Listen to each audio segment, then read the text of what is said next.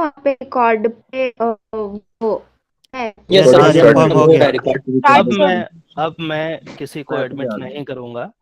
अब मैं किसी को एडमिट नहीं करूंगा, इसलिए अरे भाई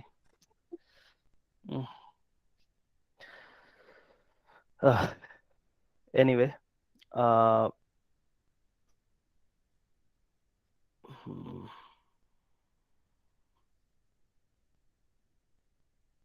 हाँ, एक बार दोबारा कंफर्म कर लें, रिकॉर्डिंग स्टार्ट है और आपको स्क्रीन दिख रही है।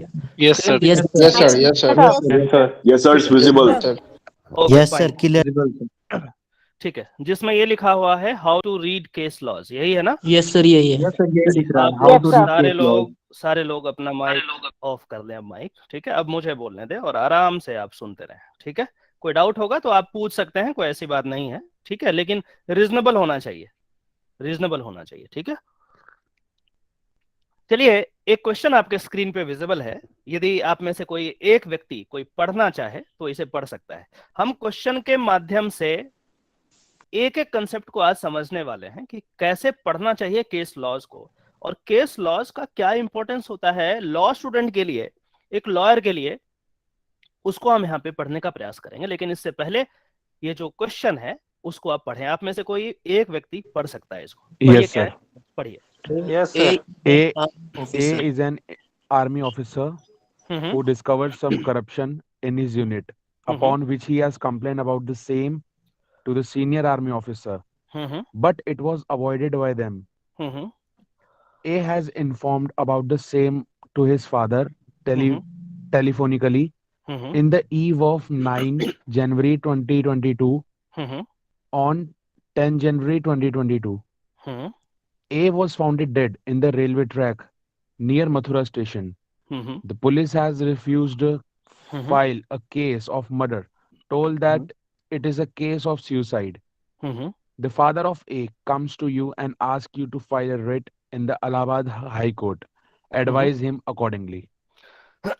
इस तरीके का क्वेश्चन आपके क्वेश्चन पेपर में, जो लोग DULB में एडमिशन लिए हैं, Delhi university faculty of law में पढ़ रहे हैं, मैं उनकी तो गारंटी लेता हूं, बाकियों का मुझे नहीं पता, लेकिन कुछ इसी तरीके के क्वेश्चन जिसमें प्रैक्टिकल क्वेश्चंस हो, ऐसे क्वेश्चंस पूछे जा सकते हैं। बस एक एग्जांपल के माध्यम से मैं दोनों चीज को कवर करना चाहूंगा कि केस लॉज कैसे पढ़ते हैं, और ऐसे ही क्वेश्चंस आपके पास आएंगे, और यदि आएंगे तो इसे डील कैसे करना है। इसमें सिंपल सा एक केस है, सिंपल सा फैक्ट है कि एक आर्मी ऑफिसर है जिसके यूनिट में काफी करप्शन हो रहा है। वो करप्शन को लेकर के अपने सीनियर ऑफिसर के पास जाता है और कहता है कि इस यूनिट में बहुत ज्यादा करप्शन है, आप इस पे ध्यान दीजिए, अदरवाइज ऐसे नहीं काम चलेगा, मैं और ऊपर के जो ऑफिसर्स हैं उनको कंप्लेंट करूंगा। लेकिन जो सीनियर ऑफिसर्स होते हैं उनके द्वारा इन तमाम बातों का अवॉइड करते हैं कि छोड़ो ना, क्या फर्क पड़ता है।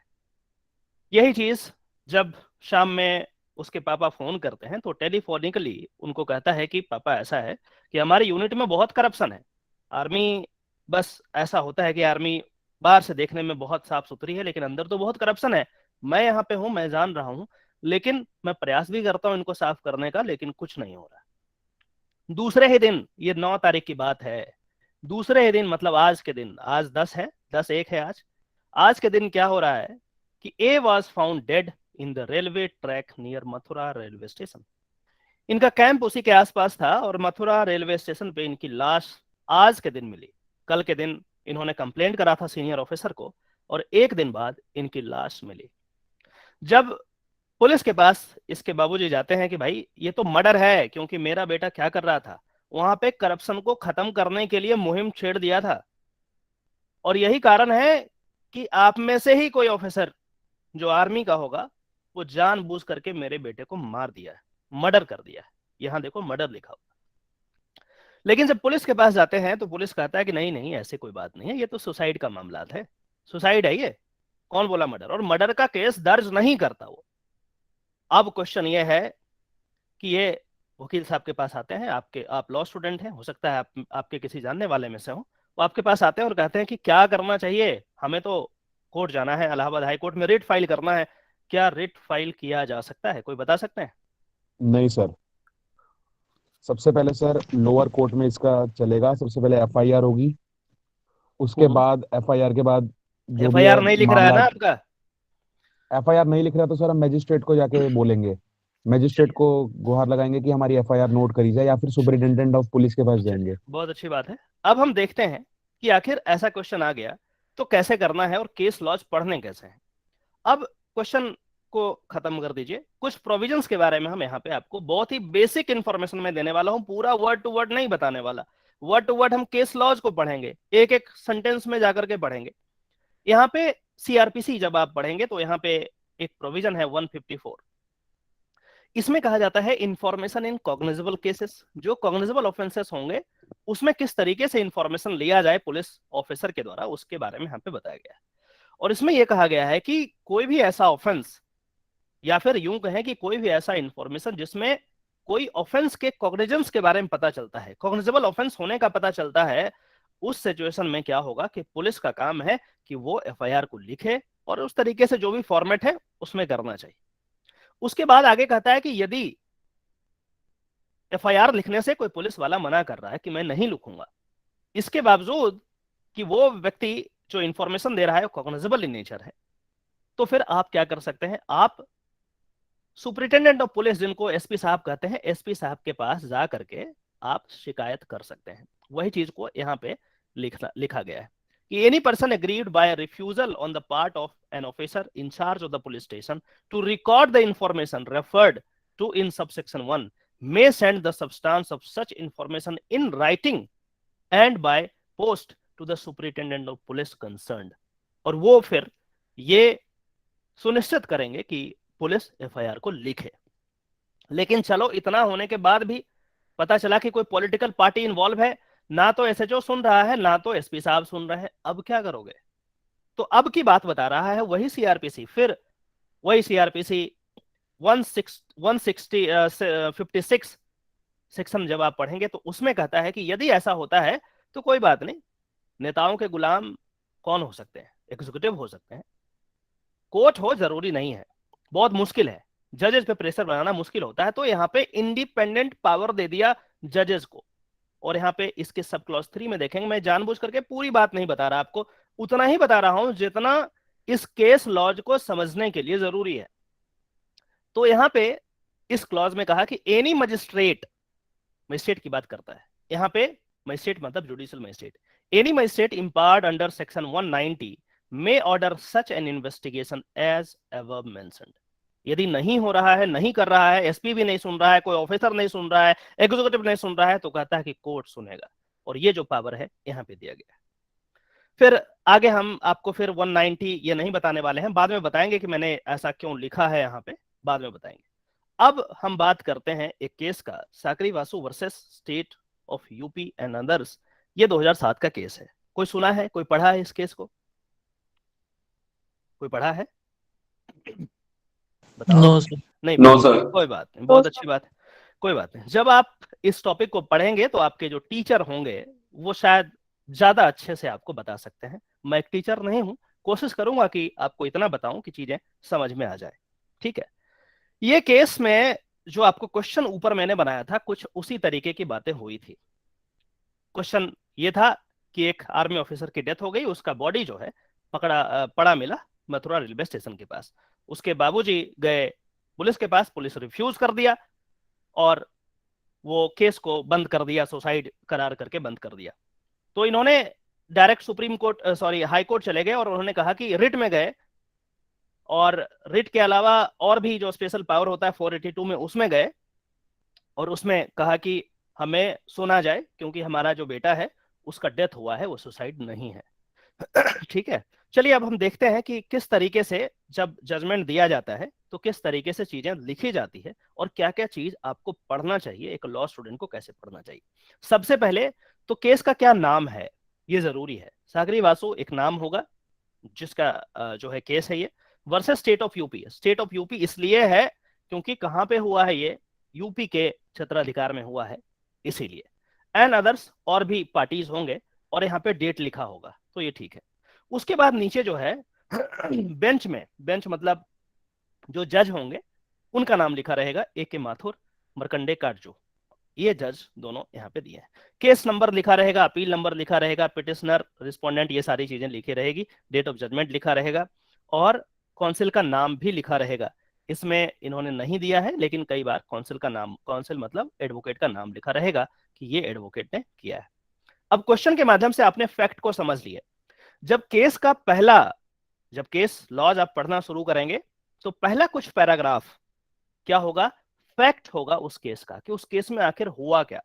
ये कंपलसरी होना ही होना है, ताकि कोई भी व्यक्ति जब वो केस पढ़े तो उसको समझ में आए कि आखिर क्या हुआ इस केस में। तो बड़े शॉर्ट में ही लिखेंगे, पैराग्राफ वाइज। ये पूरा एक क्वेश्चन बना करके या फिर एक ही पैराग्राफ में नहीं लिखेंगे, कुछ छोटा छोटा पैराग्राफ होगा जिसमें जो हिस्ट्री है, जो फैक्ट्स है केस के, वो बताए जाएंगे। बड़े शॉर्ट में मैं यहाँ पे आपको बताना चाहता हूं कि देखो, जो पैराग्राफ 4 है वही चीज होगा कि the son of the appellant was a major in the Indian army. Army में मेजर के रैंक में था। He dead body was found on this date and at Mathura railway station.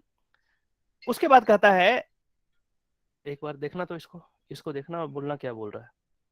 The GRP Mathura investigated the matter and gave a detailed report on इतना, stating that the death was due to accident or suicide। कुछ important है क्या? एक minute रुक जाए, important है कुछ? अरे ना, इधर इधर। हेलो, कुछ इंपॉर्टेंट है क्या?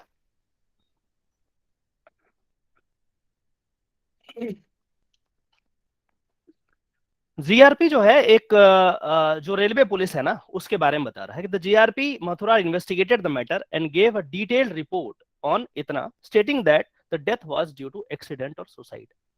अब जीआरपी जो है इन्वेस्टिगेट किया केस को और कह दिया कि ये एक्सीडेंट हो गया या फिर सुसाइड है, लेकिन इससे इनको सेटिस्फेक्शन नहीं मिला इसके फादर को। फिर आगे बात बढ़ती है, क्योंकि आर्मी में ऑफिसर है, मेजर रैंक के अधिकारी हैं, तो आर्मी भी इनको इंडिपेंडेंट इन्वेस्टिगेशन करेगी।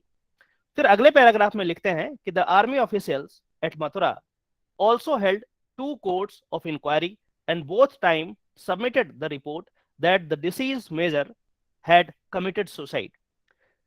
पुलिस का जो इन्वेस्टिगेशन था वो इंडिपेंडेंट था, आर्मी वाला खुद भी कराया और उसमें भी एक नहीं 2 बार कराया और दोनों में सुसाइड आया। क्या आया? At the railway track at Mathura junction the court of inquiry relied on the statement of the sahayak, domestic servant जो होते हैं आर्म फोर्सेस में ऑफिसर्स के, Pradeep Kumar, who made a statement that deceased Major Des never looked cheerful.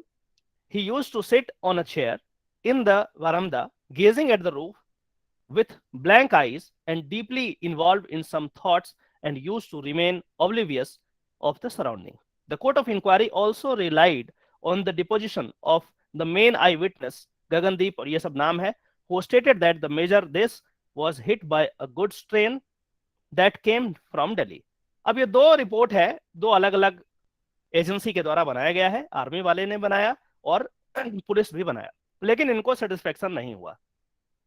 अब जो appellate है वो क्या कर रहे हैं, उसके father, the appellant who is the father of the major देश alleges that in fact it was a case of murder. इसके बाबूजी बोल रहे हैं कि मुझे तो पता था, मुझे तो एक दिन पहले फोन किया है और कहा है कि करप्शन हो रहा है, ये तो करप्शन जो कर रहा था ना वो मार दिया होगा इसको, ये तो मर्डर का केस है, मर्डर का केस चलाओ इस पे, एंड नॉट सुसाइड, सुसाइड नहीं है, गलत है। फिर कहा कि he alleged that in the Mathura unit of the army there was rampant corruption about which Major Ravishankar, जो भी है Ravishankar, came to know and he made oral complaints about it to his superior and also to his father। According to the appellant, it was for the reason that his son was murdered।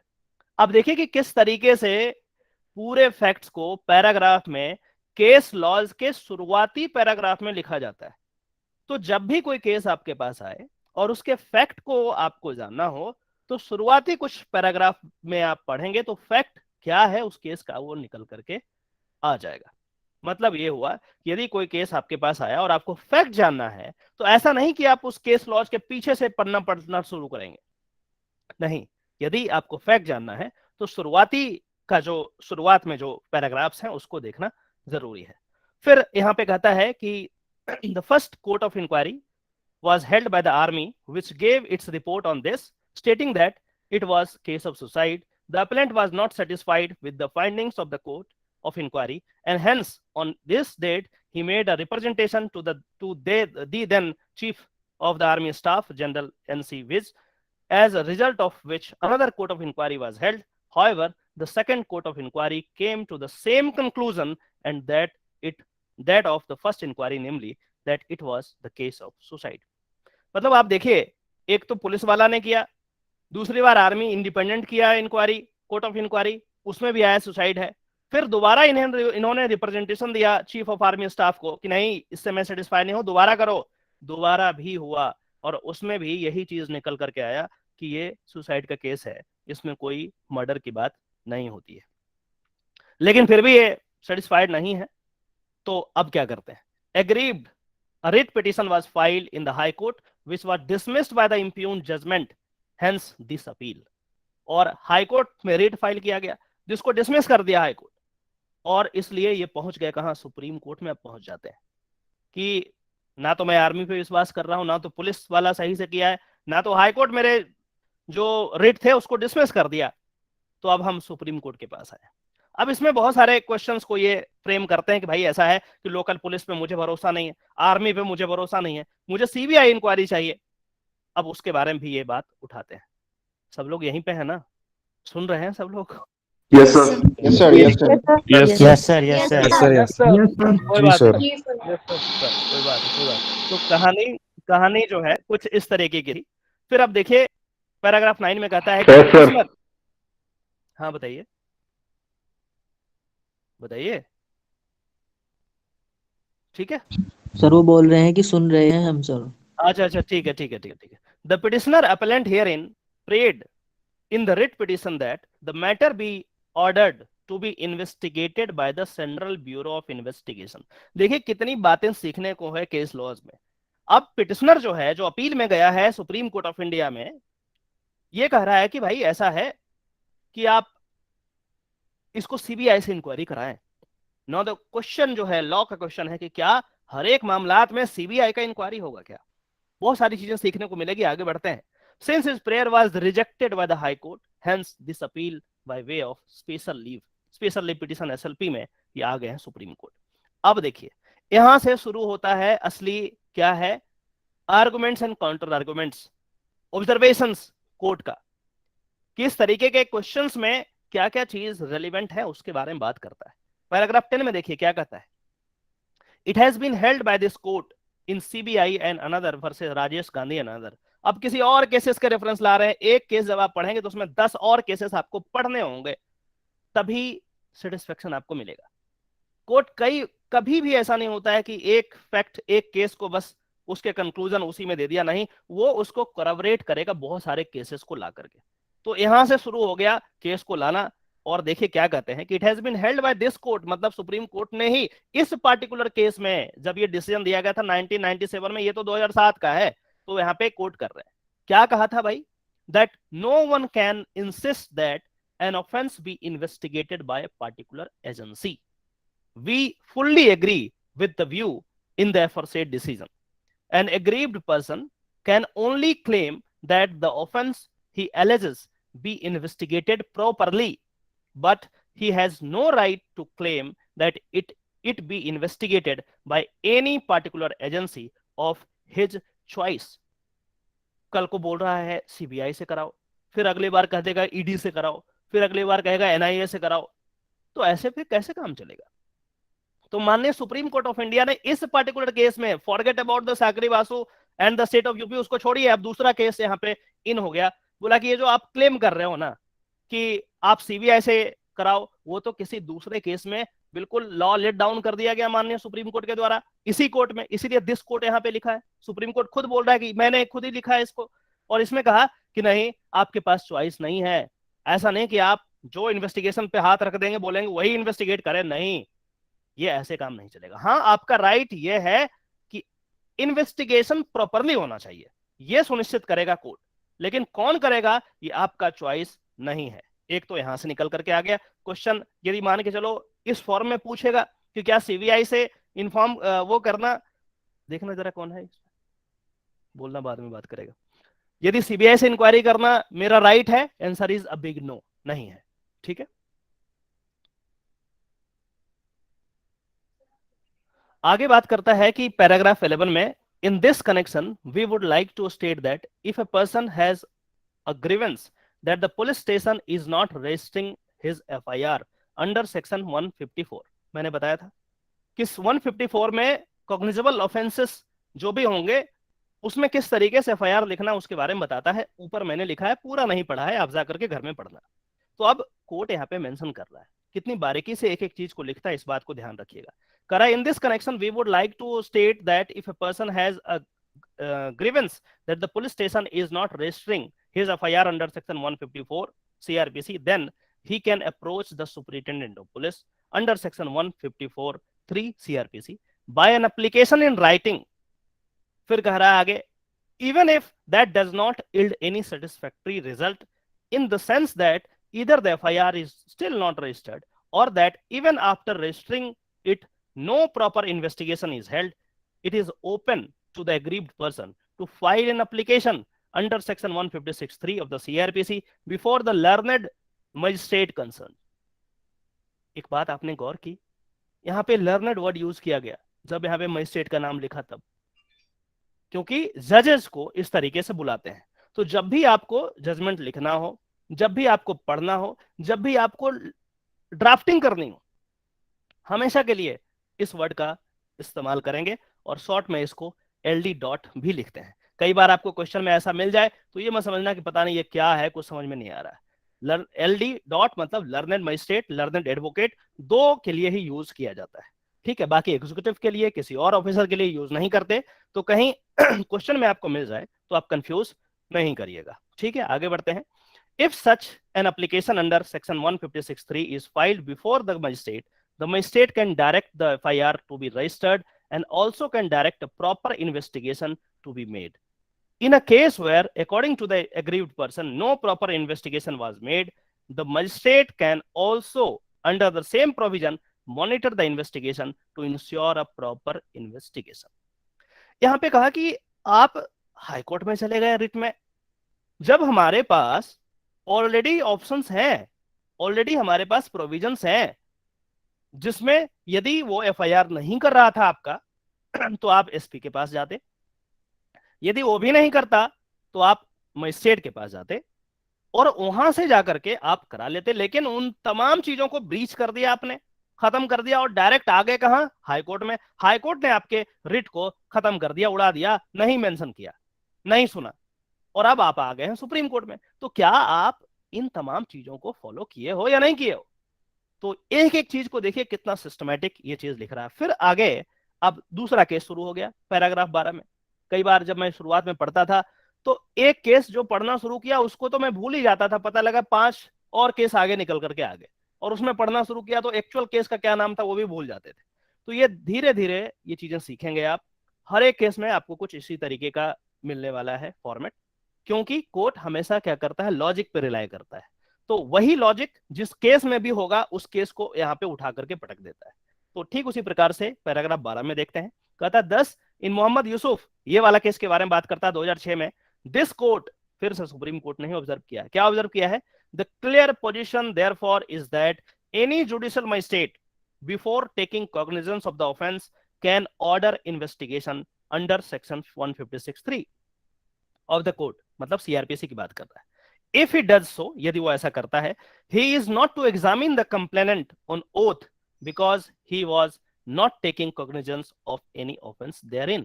वो investigation के लिए order कर रहे हैं, oath पे देना जरूरी नहीं है, वो ऑर्डर करेंगे, बाद में जब कॉग्निजेंस लिया जाएगा तब के तब देखेंगे, पहले रजिस्ट्रेशन ऑफ FIR तो हो जाए। For the purpose of enabling the police to start investigation, it is open to the magistrate to direct the police to register an FIR. There is nothing illegal in doing so. After all, registration of an FIR involves only the process of entering the substance of the information relating to the commission of the cognizable offense in a book kept by the officer in charge of the police station as indicated in section 154 of the code. Even if a magistrate does not say in so many words while directing investigation under 156(3) of the code that an FIR should be registered, it is the duty of the officer in charge of the police station to register the FIR regarding the cognizable offense disclosed by the complainant, because the police officer could take further steps contemplated in chapter this of the code। तो यहाँ पे कहा कि दूसरा case को coat कर दिया कि भाई इस केस में भी देखो हमने यही कहा है कि यदि नहीं लिख रहा पुलिस वाला तो आपके पास ऑप्शन है, आप जाओ तो सही।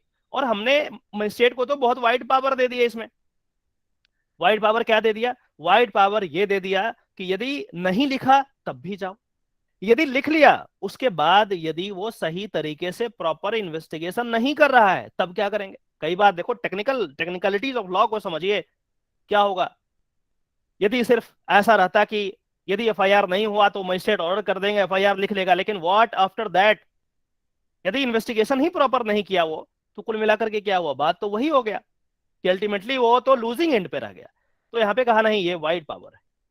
अब ये सारी चीज जो है ये आप केस लॉ से ही सीख सकते हैं, क्योंकि यदि आप 156(3) के इस क्लॉज को देखेंगे तो सिर्फ एक ही लाइन का है, सिर्फ एक ही लाइन का है कि any magistrate empowered under section 8 may order such an investigation as above mentioned. लेकिन इसका जब ब्रॉडनेस आप देखेंगे वो हमेशा हमेशा केस लॉ जब आप पढ़ेंगे तभी आप वहां से सीख सकते हैं। अदरवाइज सिर्फ एक लाइन सिर्फ आप पढ़ लोगे ना, कई बार होता है वैसे स्टूडेंट जो कहते हैं कि एग्जाम के 5 दिन पहले पढ़ लेंगे, प्रोविजन नहीं तो है देख लेंगे और हो जाएगा, नहीं होगा, वो लिख नहीं पाओगे। क्यों नहीं लिख पाओगे? उसका रीजन मैंने बताया कि ये तभी आप पढ़ेंगे ना जब आप केस लॉज को पढ़ेंगे, तभी तो आपको पता चलेगा कि ये सारा चीज है। सिर्फ रजिस्ट्रेशन ही नहीं, मॉनिटर ऑफ इन्वेस्टिगेशन की भी बात करता है यहाँ पे, वहां तो नहीं लिखा हुआ, तो वहां तो एक लाइन में लिखा हुआ है। तो उसको समझने के लिए आपको केस लॉज को पढ़ना जरूरी होगा। फिर आप इन तमाम केस लॉज को मेंशन करेंगे।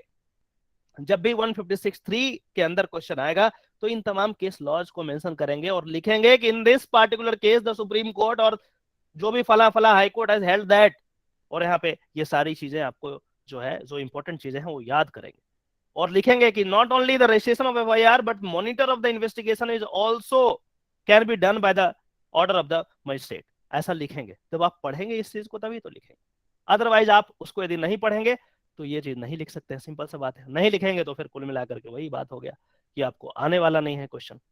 चलिए आगे बढ़ते हैं, फिर आगे बढ़ते हैं। देखिए क्या है, the same view was taken. फिर आगे देखिए, फिर अगला क्वेश्चन, अगला एक और केस आ गया, सुप्रीम कोर्ट और लिख रहा है केस को, और इसमें कह रहा है कि the same view was taken by this court in Dilawar Singh versus state of Delhi. 2007 का दूसरा केस ला दिया। We would further clarify that even if an FIR has been registered and even if the police has made the investigation or is actually making the investigation which is aggrieved person feels is not proper, सही नहीं है, लग रहा है हमको, feel हो रहा है कि नहीं ये गड़बड़ कर रहा है पुलिस, तब क्या करेंगे? such a person can approach the magistrate under 156(3) CRPC and if the magistrate is satisfied that he can order a proper investigation। अब बात हो रही है प्रॉपर इन्वेस्टिगेशन की, पहले बात हो रही थी रजिस्ट्रेशन ऑफ एफआईआर की। दोनों अलग अलग चीज है, टेक्निकल चीज है, इस बात को समझिएगा। दोनों क्वेश्चन अलग अलग है। एफआईआर रजिस्टर नहीं हुआ तब भी आप 156(3) के अंदर जाएंगे। एफआईआर रजिस्टर हो गया लेकिन इन्वेस्टिगेशन नहीं कर रहा पुलिस वाला, तब भी आप 156(3) के अंदर जाएंगे। और ये वाला केस लगा देना, केस पार्टिकुलर केस में honourable supreme court has held this, तो इसलिए आप ऑर्डर करो। यदि मजिस्ट्रेट नहीं कर रहा है तो वो जैसे ही लगाओगे इस पार्टिकुलर केस को तो उनको लिखना पड़ेगा, उनको ऑर्डर करने ही होंगे, ठीक है।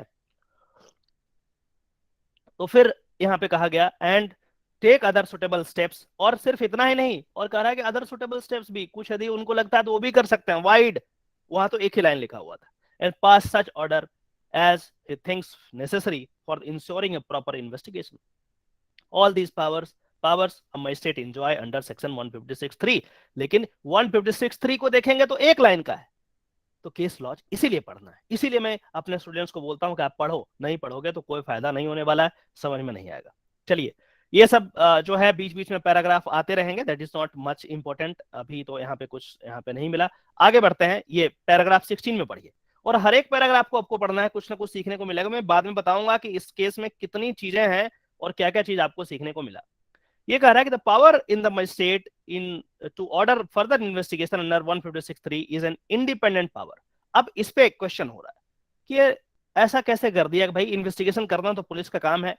अब इन्वेस्टिगेशन करना पुलिस का काम है तो भाई आप मजिस्ट्रेट को इतना मत पावर दो कि उनको बीच बीच में छेड़ते रहे, उनको कैसे करो वैसे करो। तो यहाँ पे कह रहा है कि देखो ऐसा है, 156(3) में जो पावर है मजिस्ट्रेट का वो इंडिपेंडेंट पावर है, and does not affect the power of the investigating officer to further investigate the case even after submission of his report wide section 173(8). अब जब आप केस पढ़ेंगे तो ये तमाम चीज क्या क्या है, 173 में क्या है, पुलिस रिपोर्ट है, उसको आप नोट करके लिखेंगे, अलग से लिखेंगे, ताकि जब भी आगे इनकाउंटर होंगे तो आपको याद रहेगा। कई बार पूछते हैं ना आप लोग कि सर कैसे याद करें, इतने सारे सेक्शन है, इतने सारे आर्टिकल्स।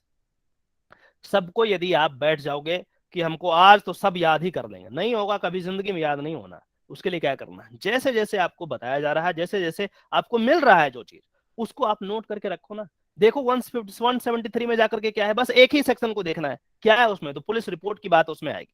और इस तरीके से जब आप 10, 20, 50, 100 केस जब आप पढ़ेंगे ना, तो अपने आप याद हो जाता है, आपको कहीं बैठ करके याद करने की जरूरत नहीं पड़ेगी। फिर कह रहा है कि hence the magistrate can order reopening of the investigation even after the police submit the final report. और इस केस में तो हद कर दिया। इस केस में जो है सुप्रीम कोर्ट कह रहा है कि भाई ये 1980 का जजमेंट है, और इसमें तो और वाइड पावर है। इसमें कह रहा है कि इंडिपेंडेंट पावर है, और कह रहा है कि पुलिस यदि इन्वेस्टिगेशन रिपोर्ट सौंप भी दी है, उसके बाद भी उसको रीओपन कर सकता है, इतना पावर मजिस्ट्रेट के पास है। तो ये इंडिपेंडेंट पावर है, इसको आप उस तरीके से नहीं देखिए कि ये क्यों मजिस्ट्रेट बीच बीच में उनको बोलते रहेगा, क्योंकि इन्वेस्टिगेशन करना तो इन्वेस्टिगेटिंग ऑफिसर का काम। तो यहाँ पे और चीजों को ब्रॉड कर दिया जाएगा। जब आप ड्राफ्टिंग करेंगे, जब आप आंसर लिखेंगे और इन तमाम केसेस को मेंशन करेंगे, आपको जाहिर सी बात है बहुत अच्छे मार्क्स आने वाले हैं। यदि नहीं लिखेंगे, सिर्फ इतना लिख लेंगे कि 156(3) में magistrate has power to order the FIR to registration of the FIR, इतना लिख के छोड़ देंगे, 0 नंबर तो नहीं मिलेगा, आधा नंबर मिल जाएगा, लेकिन कुछ होना नहीं है। इसको एलैबोरेट करने के लिए ये जरूरी होगा केस लॉज, इसीलिए मैं बोलता हूं कि केस लॉज पढ़ना चाहिए। आगे बढ़ते हैं। अब देखिए इन आवर ओपिनियन कर रहा है, सुप्रीम कोर्ट का ओपिनियन क्या है, देखते हैं 17 में। In our opinion section 156(3) CRPC is wide enough to include all such powers in a magistrate which are necessary for ensuring a proper investigation, and it includes the power to order registration of an FIR and of ordering a proper investigation if the magistrate is satisfied that the proper investigation has not been done or is not being done by the police. Section 156(3) CRPC, though briefly worded, क्योंकि एक ही line है, in our opinion is very wide and it will include all such incidental powers as are necessary for ensuring a proper investigation. अब देखो इतनी बार आप पढ़ लिया ना ये वाला चीज, such power such are necessary for as are necessary for ensuring a proper investigation, इतनी बार आप ऊपर से 5-6 बार तो पढ़ लिए। अब ये याद हो जाएगा अपने आप, जब आप लिखोगे ये केस, यदि पढ़ करके आंसर लिख रहे हो ना, ये अपने आप लिखा जाएगा। आप देखना, जब केस को आप थॉरोली पढ़ते हैं और उस पर यदि कोई क्वेश्चन आ गया, अपने आप लिखा जाएगा, अपने आप याद आ जाएगा, कोई याद करने की जरूरत नहीं पड़ेगी। It's just matter of practice. आप करेंगे तो चीजें ठीक हो जाएगी। फिर कहता है पैराग्राफ 18 में, इट इज वेल सेटल्ड। ये सब लीगल वर्ड कैसे लिखा जाता है, लीगल स्टेटमेंट कैसे लिखे जाते हैं, इस बात को समझिए। कहा इट इज वेल सेटल्ड, ये तो पहले सेट हो गया जी, that when a power is given to an authority to do something, it includes such incidental or implied power which would ensure the proper doing of that thing. In other words, when any power is expressly granted by the statute, there is impliedly include in the grant even without special mention. बोला कि कई बार चीजें नहीं भी लिखी है, लेकिन इसके बावजूद भी यदि कुछ लिखा है तो उसके साथ साथ और भी उसके साथ साथ जो एसोसिएटेड पावर्स हैं वो दे दिए जाते हैं। तो ये सब जो इतना मैंने इसको ब्रॉड कर दिया, वाइड कर दिया, 156(3) तो सिर्फ एक ही लाइन का था, इसको हमने कहा कि रजिस्ट्रेशन ऑफ एफआईआर में भी करेंगे, प्रॉपर इन्वेस्टिगेशन नहीं होगा तब भी करेंगे, इवन यदि क्लोजर रिपोर्ट आ गया उसके बाद भी ओपन करा देंगे, और उसके बाद और भी कह दिया कि और भी यदि जज साहब मजिस्ट्रेट साहब को कुछ लगता है तो वो भी कर सकते हैं। मतलब इतना वाइड बना दिया, सब कुछ लिखते हैं ना उसमें, फिर तो कोर्ट तो सिर्फ एक ही लाइन लिखा है, तो कहा कोई बात नहीं, उससे फर्क नहीं पड़ता। लेकिन स्पिरिट को समझिए, ये इसी को कहते हैं इंटरप्रिटेशन ऑफ लॉ, जो कि सिर्फ और सिर्फ कोर्ट ही कर सकता है। Interpretation of law is sole discretionary power of the court, उन्हीं का पावर है, दूसरा कोई भी इंस्टीट्यूशन, कोई भी officer, executive, legislature interpretation of laws नहीं कर सकता। और इसीलिए कोर्ट क्या करता है, चीजों को इंटरप्रेट करता है, कैसे, केस के माध्यम से। तो इंटरप्रिटेशन तभी पता चलेगा जब आप केस लॉज पढ़ने वाले हैं, नहीं पढ़ेंगे तो वो चीजें फिर से आपको समझ में नहीं आ रही। वही चीज को फिर से यहाँ पे रिपीट किया है, आप बार बार यदि पढ़ेंगे तो चीजें क्लियर हो जाएगी, आपको याद हो जाएगी। अब दूसरा क्वेश्चन ऑफ लॉ जो इसमें निकल करके आता है, एक तो पक्का हो गया कि भाई ऐसा है कि आपको नीचे जाना चाहिए था, बहुत सारे ऑप्शंस थे जहां पे आप रेमेडी आपका मिल सकता था। अगला, ये मैं जानबूझ करके लिखा हूं ताकि आपको समझ में आ जाए, एक्चुअल जजमेंट में आपको इस तरीके से कैटेगोरिकली सेपरेट करके लिखने को नहीं मिलेगा, देखने को नहीं मिलेगा। यह है कि can you directly approach to high court, supreme court. Conditions, क्या क्या कंडीशंस है उसके बारे में बात कर रहा है। इस पार्टिकुलर केस में इसके जो बाबूजी थे, मेजर के जो फादर थे, वो डायरेक्ट सुप्रीम हाई कोर्ट पहुंच गए, फिर सुप्रीम कोर्ट पहुंच गए। तो अब कह रहा है कि देखो ये सब प्रोविजन है जिसके तहत आपको वहां जाना चाहिए था। देखिए क्या कहता है, we have elaborated on the above matter because we often find that when someone has a grievance that his FIR has not been registered at the police station and or a proper investigation is not being done by the police, he rushes to the high court to file a writ. ध्यान से समझिएगा, देखिए क्या लिख रहा है, क्या करता है, वो दौड़ता है, वो रश करता है, कहां, हाई कोर्ट जाता है, to file a writ petition और अ पिटिशन अंडर सेक्शन 482। 482 में मैं शॉर्ट में बता दूं, एक वाइड पावर है हाई कोर्ट के पास, जिसमें high court can pass any order for the complete justice, for doing complete justice. तो ये आप जाकर के बाद में देखिएगा, यही फायदा होता है केस लॉज पढ़ने से। केस लॉज पढ़ेंगे तो एक नया चीज मिला, अब जाकर के देखेंगे, इसको नोट करेंगे, नोट्स बनाएंगे, तभी तो आपका ज्ञान बढ़ेगा। एकाएक सिर्फ एक लाइन प्रोविजन पढ़ने से थोड़ी ना कुछ होने वाला है। ये तो सिर्फ लोकल कॉलेज वाले जो करते हैं, वो करने से आप अच्छे वकील और जज नहीं बन सकते। इसीलिए केस लॉज पढ़ना जरूरी होता है। देखते हैं क्या है।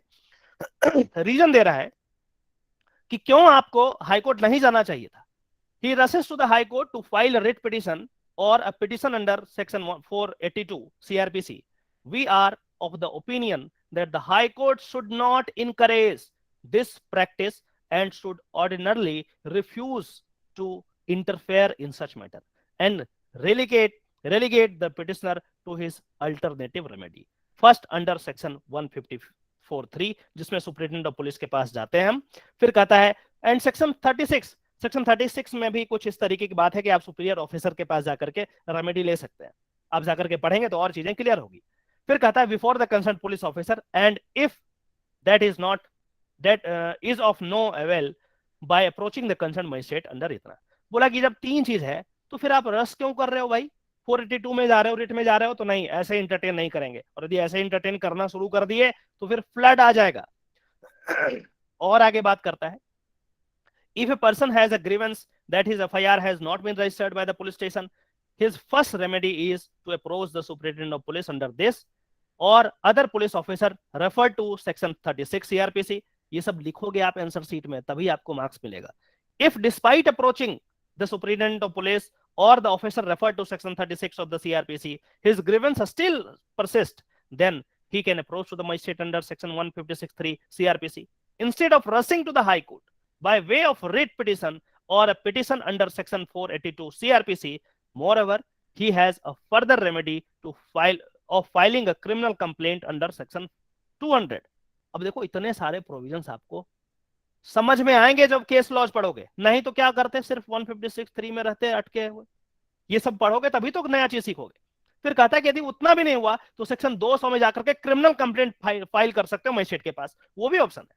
Why then should writ petition or section 482 petition be entertained when there are so many alternative remedies? Question पूछ दिया सुप्रीम कोर्ट कि जब इतने सारे अल्टरनेटिव रेमेडीज हैं तो भैया ये हाई कोर्ट और सुप्रीम कोर्ट में क्यों भाग रहे हो यार, क्या चल रहा है ये चीज यहाँ पे कहा। फिर आगे उसी चीज को एलैबोरेट कर रहा है, as we have already observed above, the magistrate has very wide power to direct registration of an FIR and so ensuring a proper investigation, and for this purpose he can monitor the investigation to ensure that the investigation is done properly, though he cannot investigate himself।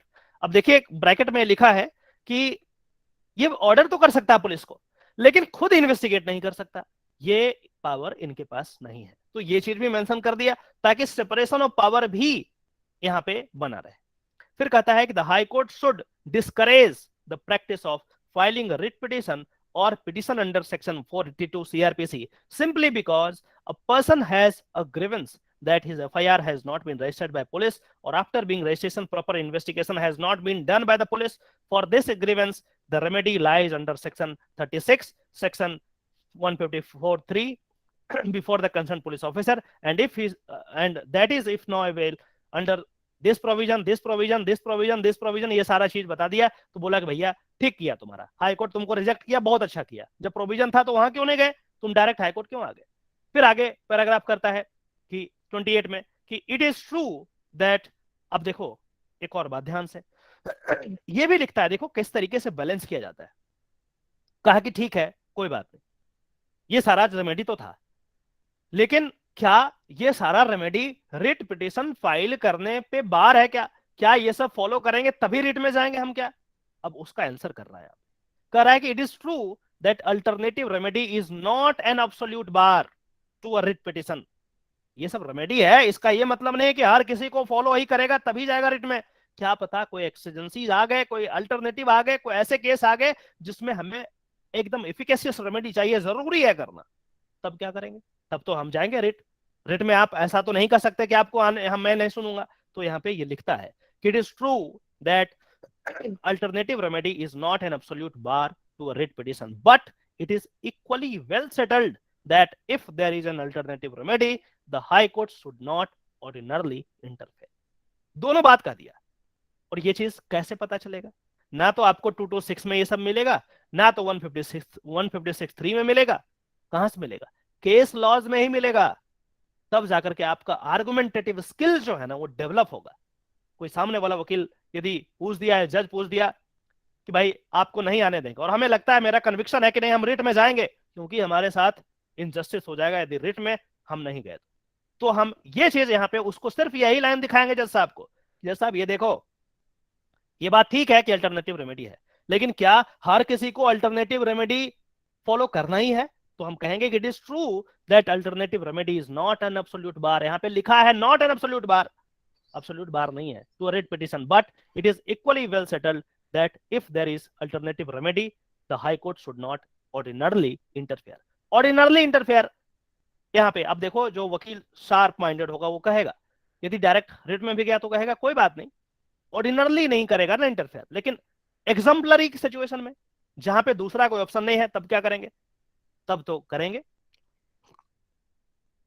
और जो हमारा case है वो exemplary है जी, ये ordinary case तो है नहीं। तो इस तरीके की चीजें आपको तभी समझ में आएगा जब ये चीज आप सीखेंगे। फिर एक अलग केस को मेंशन कर दिया, भाई हम पढ़ रहे थे सागरी बासु, अब पता नहीं इसके बीच में कितने केसेस आ गए। फिर एक केस को ये मेंशन कर दिया कि in union of India versus Prakash P Hinduja and other 2003 का केस है। It has been observed by this court that a magistrate can not interfere with the investigation by the police, however in our opinion the ratio of this decision would only apply when a proper investigation is being done by the police। अब देखो ये एक अलग तरीके की बात करता है, ये कहता है, कोई वकील ऐसे आर्ग्यू किया होगा कि भाई देखिए जब इन्वेस्टिगेशन करना पुलिस का काम है, क्योंकि हम एक एडवर्सेरियल सिस्टम में काम करते हैं, यहाँ का कोर्ट एडवर्सेरियल सिस्टम पे काम करता है, तो पुलिस का काम इन्वेस्टिगेशन करना है। और इन्वेस्टिगेशन का काम यदि मजिस्ट्रेट करने लगे तब what about the separation of power, इस केस में कुछ इसी तरीके की बातें हुई होगी। तो जब ये हुआ होगा तब कोर्ट ने क्या कहा कि बात ठीक है, यू आर राइट कि सेपरेशन ऑफ पावर है, मजिस्ट्रेट खुद इन्वेस्टिगेट नहीं कर सकता, और मजिस्ट्रेट बीच में उनको पिन नहीं कर सकता बार बार कि तुम ऐसे करो वैसे करो, ऐसा नहीं कर सकता। तो उसको मैं दोबारा पढ़ रहा हूं, क्या कर रहा है कि it has been observed by this court that a magistrate can not interfere with the investigation by the police. एक बार ऑर्डर कर दिया कि इन्वेस्टिगेशन करो तो करने दो उसको, अनलेस वो फाइल कर दे पुलिस रिपोर्ट और उसमें कुछ गड़बड़ करो तो फिर बाद में उसको दोबारा इन्वेस्टिगेट करने के लिए बोल लो। लेकिन वो आप मजिस्ट्रेट के पास ये पावर नहीं है कि उनको हर 2 दिन में फोन करके या ऑर्डर करके ये बोलो कि तुम इसको पकड़ो, इसको एग्जामिन करो, उसको करो। भाई वो उनका काम है, उनको करने दो। तो यहाँ पे देखो कितनी तरीके से लिखा है कि हाँ ये बात तो सही है, लेकिन वो तब होगा जब प्रॉपर इन्वेस्टिगेशन किया जा रहा हो या प्रॉपर इन्वेस्टिगेशन हुआ है, तभी मजिस्ट्रेट इंटरफेयर नहीं करेगा। लेकिन यदि वो सही से नहीं कर रहा है तब हम इंटरफेयर करेंगे। देखो इंटरप्रिटेशन इसी को कहते हैं, कहीं लिखा नहीं है, कोई एग्जीक्यूटिव इसको लिखा नहीं, कोई लेजिस्लेचर नहीं लिखा, लेकिन देखो इंटरप्रिटेशन में दोबारा पढ़ता हूं, it has been observed by this court that a magistrate can not interfere with the investigation by the police. यहां तक तो बात समझ में आती है कि कोर्ट अपने अगेंस्ट ही बोल रहा है। फिर कहता हाउएवर एक राइडर लगा दिया कि in our opinion the ratio of this decision would only apply when the proper investigation is being done by the police. फिर कहता है कि if the magistrate on an application under 156(3) CRPC is satisfied that the proper investigation has not been done or is not being done by the officer in charge of the concerned police station, he can certainly direct the officer in charge of the police station to make a proper investigation and can further monitor the same. ऐसा interpret कर दिया इस चीज को कि अब वही हो गया, चित विपट और दोनों सब इन्हीं के पास है। क्यों sir? Magistrate sir investigating officer को सर चेंज कर सकता है सर?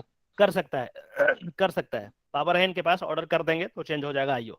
ठीक है, वो मैं बताऊंगा कभी और, हो सकता है ऐसा। ठीक है, तो यहाँ पे जो हम बात कर रहे थे सेपरेशन ऑफ पावर का, वो तो ठीक है, लेकिन वो तभी जब अच्छा से प्रॉपर इन्वेस्टिगेशन हो रहा हो। यदि नहीं होगा तो बोल रहा है कि मजिस्ट्रेट तब इंटरफेयर करेगा। तो इंटरफेयर यदि नहीं कराना है तो इस बात को सुनिश्चित किया जाए कि जो एग्जीक्यूटिव इन्वेस्टिगेशन कर रहा है वो सही से करे। यदि नहीं करेगा तो हम तो करेंगे जी। ठीक है, ये बोल भी दिया बड़े सॉफ्टली, पता नहीं चला होगा कि कितनी बड़ी बात यहाँ लिखी है, लेकिन बहुत ही सॉफ्टली ये कह दिया कि भैया तुम कुछ भी कर लो, मजिस्ट्रेट का बोलबाला रहेगा, मजिस्ट्रेट जो ऑर्डर करेगा तुमको मानना पड़ेगा। ठीक है, कुल मिलाकर के घुमा करके बात यही बोल दिया। फिर आगे बात करता है, it may be further mentioned that in view of section 36, जिसमें ये कहा गया कि और भी ऑफिसर्स के पास आप जा सकते हैं, एग्जीक्यूटिव ऑफिसर्स के पास, CrPC, if a person is aggrieved that a proper investigation has not been made by the officer in charge of the police station, such aggrieved person can approach the superintendent of police or other police officer superior in rank to the officer in charge of the police station, and such superior officer can, if he so wishes, do an investigation by CBI। अब ये case का नाम दे दिया कि इस case के according section 36 में भी उसके ऊपर जो ऑफिसर है वो इन्वेस्टिगेशन खुद कर सकते हैं। अब इस पार्टिकुलर केस में जो ये चीज हुआ था कि भाई मेरा तो इन्वेस्टिगेशन सीबीआई से करा दो, अब उसके बारे में भी तो जवाब देगा।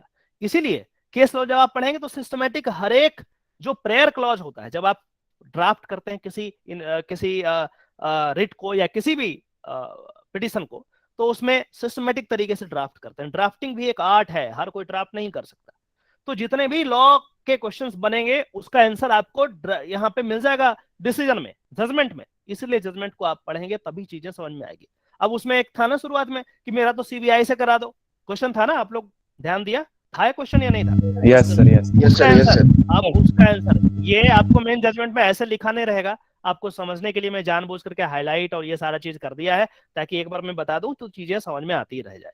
अदरवाइज बीच में क्या होगा कि अरे यार सेम चीज रिपीट हो रहा है, इंटरेस्ट लूज हो गया, मजा नहीं आ रहा है, तो छोड़ देते हैं। भैया तुम छोड़ दोगे तो चीजें नहीं सीख पाओगे, इसलिए अब नया चीज सीखना है। तो अगला क्वेश्चन देखो क्या है, इन्वेस्टिगेशन बाय द सीबीआई क्या है जी। कई बार क्वेश्चन ऐसे आता है कि सागरी वासु कोई केस का नाम दे दिया और कहा कि इसमें क्या क्या चीज हुआ है जरा बताइए, और 20 नंबर 30 नंबर का ऐसे दे देंगे, तो क्या लिखोगे? एक लाइन लिख के छोड़ दोगे? नहीं, एक एक पॉइंट को आप मेंशन करेंगे तभी होगा। तो यहाँ पे देखिए क्या कह रहा है कि नो डाउट 31 में, पैरा 31 में कह रहा है कि no doubt the magistrate can not order investigation by the CBI. अब देखो कितना ऑब्जेक्टिव क्वेश्चन, कई सारे ऑब्जेक्टिव क्वेश्चंस आपके कैसे बनेंगे ऐसे लॉ पढ़ने से, केस लॉ पढ़ने से। क्वेश्चन यदि ऐसा आएगा कि क्या मजिस्ट्रेट सीबीआई इन्वेस्टिगेशन कर सकता है क्या, आंसर इज नो। उसका आंसर देखो यहाँ पे लिखा है, no doubt the magistrate can not order investigation by the CBI vide CBI versus state of Rajasthan. ये पूरा केस है, जाके पढ़ना पड़ेगा आपको फिर से। एंड अनदर सुप्रा जो ऊपर में बताया गया, but this court or the high court has power under article 136 and 226 to order investigation by the CBI। एक ऑब्जेक्टिव क्वेश्चन और बन गया कि मजिस्ट्रेट नहीं कर सकता सीबीआई इंक्वायरी का ऑर्डर, लेकिन हाई कोर्ट या सुप्रीम कोर्ट कर सकता है वाइड दिस आर्टिकल। ऐसे ही तो आपका ज्ञान बढ़ेगा, केस लॉज पढ़ेंगे तब ना, अदरवाइज नहीं पढ़ते तो क्या होगा, दुक्की से पढ़ लेते, कुछ समझ में नहीं आता, हो सकता है पास हो जाते एग्जाम में, लेकिन अच्छे वकील बनोगे क्या? नहीं बन पाओगे, कुछ भी कर लो नहीं बन पाओगे, क्योंकि आर्गुमेंट तभी निकलेगा जब आप पढ़े होंगे, आपको याद आ जाएगा अच्छा कौन सा आर्गुमेंट कहां पे करना है, एकाएक आप बोल दो। फिर आगे देखो क्या है, दैट हाउएवर शुड बी, अब देखो मैं दोबारा पढ़ रहा हूं, रिदम टूट गया है। No doubt the magistrate can not order investigation by the CBI vide CBI versus state of Rajasthan and other supra, but this court और the high court has power under article 136 और 226 to order investigation by the CBI. फिर कह रहा है that however should be done only in some rare and exceptional cases. Her mechanical वे में हर case को CBI को सौंपना ये अच्छी बात नहीं। मजिस्ट्रेट के पास पावर नहीं है कि वो सीबीआई को बोल सकता है कि तुम इंक्वायरी करो, लेकिन दिस कोर्ट मतलब सुप्रीम कोर्ट और हाई कोर्ट के पास ये पावर है कि वो ऐसा कर सकते हैं। लेकिन फिर कह रहा है अदरवाइज फिर भी कह रहा है कि रेयर एंड एक्सेप्शनल केसेस में ही करें। क्यों? Otherwise the CBI would be flooded with a large number of cases and would find it impossible to properly investigate all of them. फिर कुल मिलाकर के वही हो। और दूसरी बात यह भी है कि हर एक केस को यदि सीबीआई को कर देंगे तो बाकी सारे जो पुलिस ऑफिसर जो आईपीएस है ये सबको इतने बैठा बिठा के दे रहे हो, इतने सैलरी क्या नल्ले हैं क्या? इनको समझ नहीं है क्या? इनको ट्रेन करो, फिर सबको सीबीआई के पास चला जाएगा तो क्या होगा? और भी तो इन्वेस्टिगेटिंग एजेंसी है। हर नुक्कड़ चौराहे पे थाना खोल करके बैठ गए हो जहां पे फुल करप्शन होता है, बिना पैसे दिए काम ही नहीं करते ये, तो इसको खोले क्यों भाई? इसको बंद कर दो, इससे अच्छा सीबीआई बना दो, उसको बड़ा कर दो। तो ऐसे मैकेनिकल वे में सीबीआई को नहीं सौंप सकते।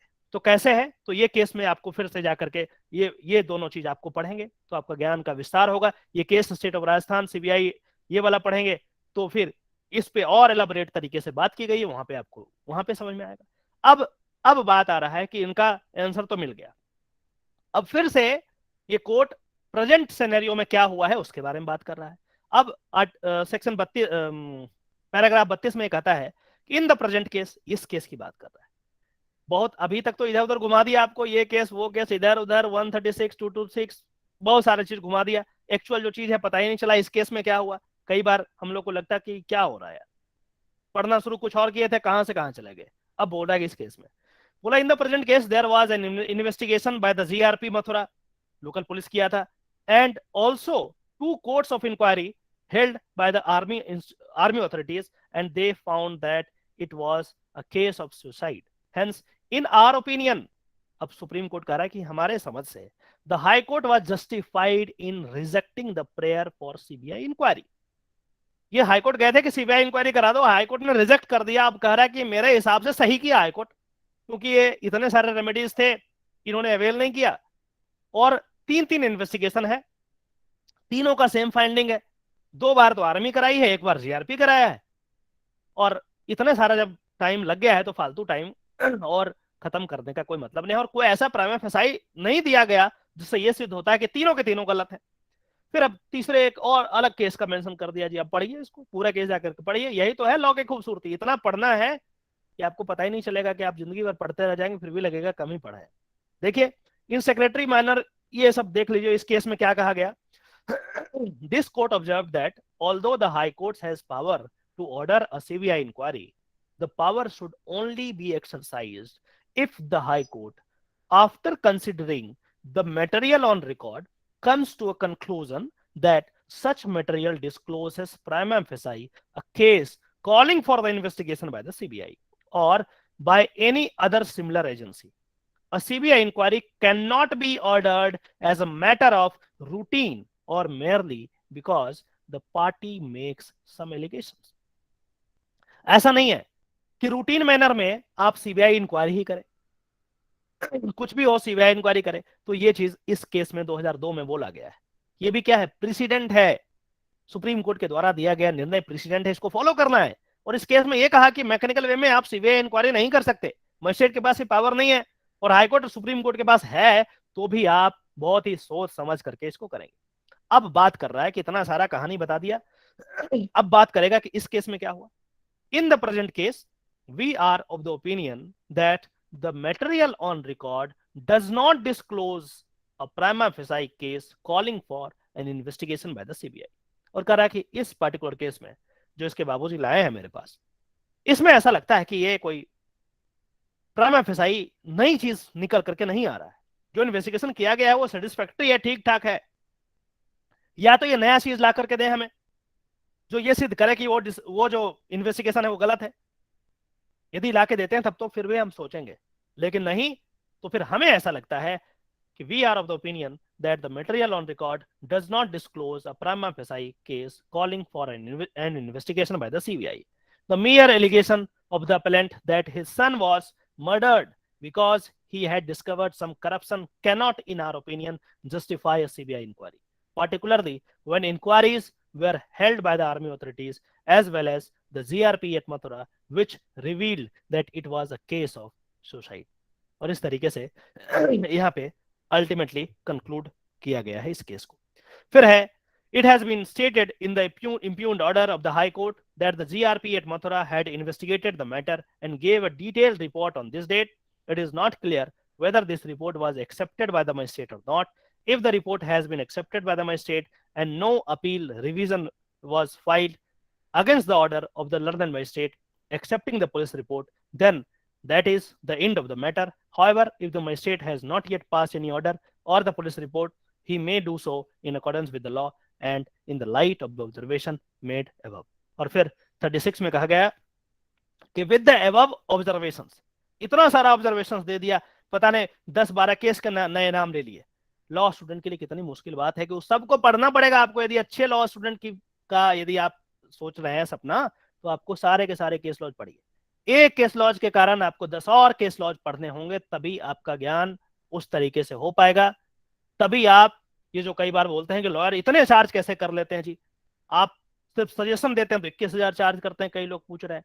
आप केस के लिए जाते हैं तो भाई लाखों रुपए चार्ज करते, इसलिए चार्ज करते हैं। माथा खराब होता है ना पढ़ने में, तो फ्री में क्यों करें जी, क्या चल रहा है, इसीलिए। तो कह रहा है कि with the above observation this appeal stands dismissed, इस चीज को डिसमिस किया जा रहा है और ये सारा कॉपी वगैरह भेज दिया गया कि सारे ऑनरेबल जजेस को भेज दिया जाए और फिर ये चीज खत्म हो गया।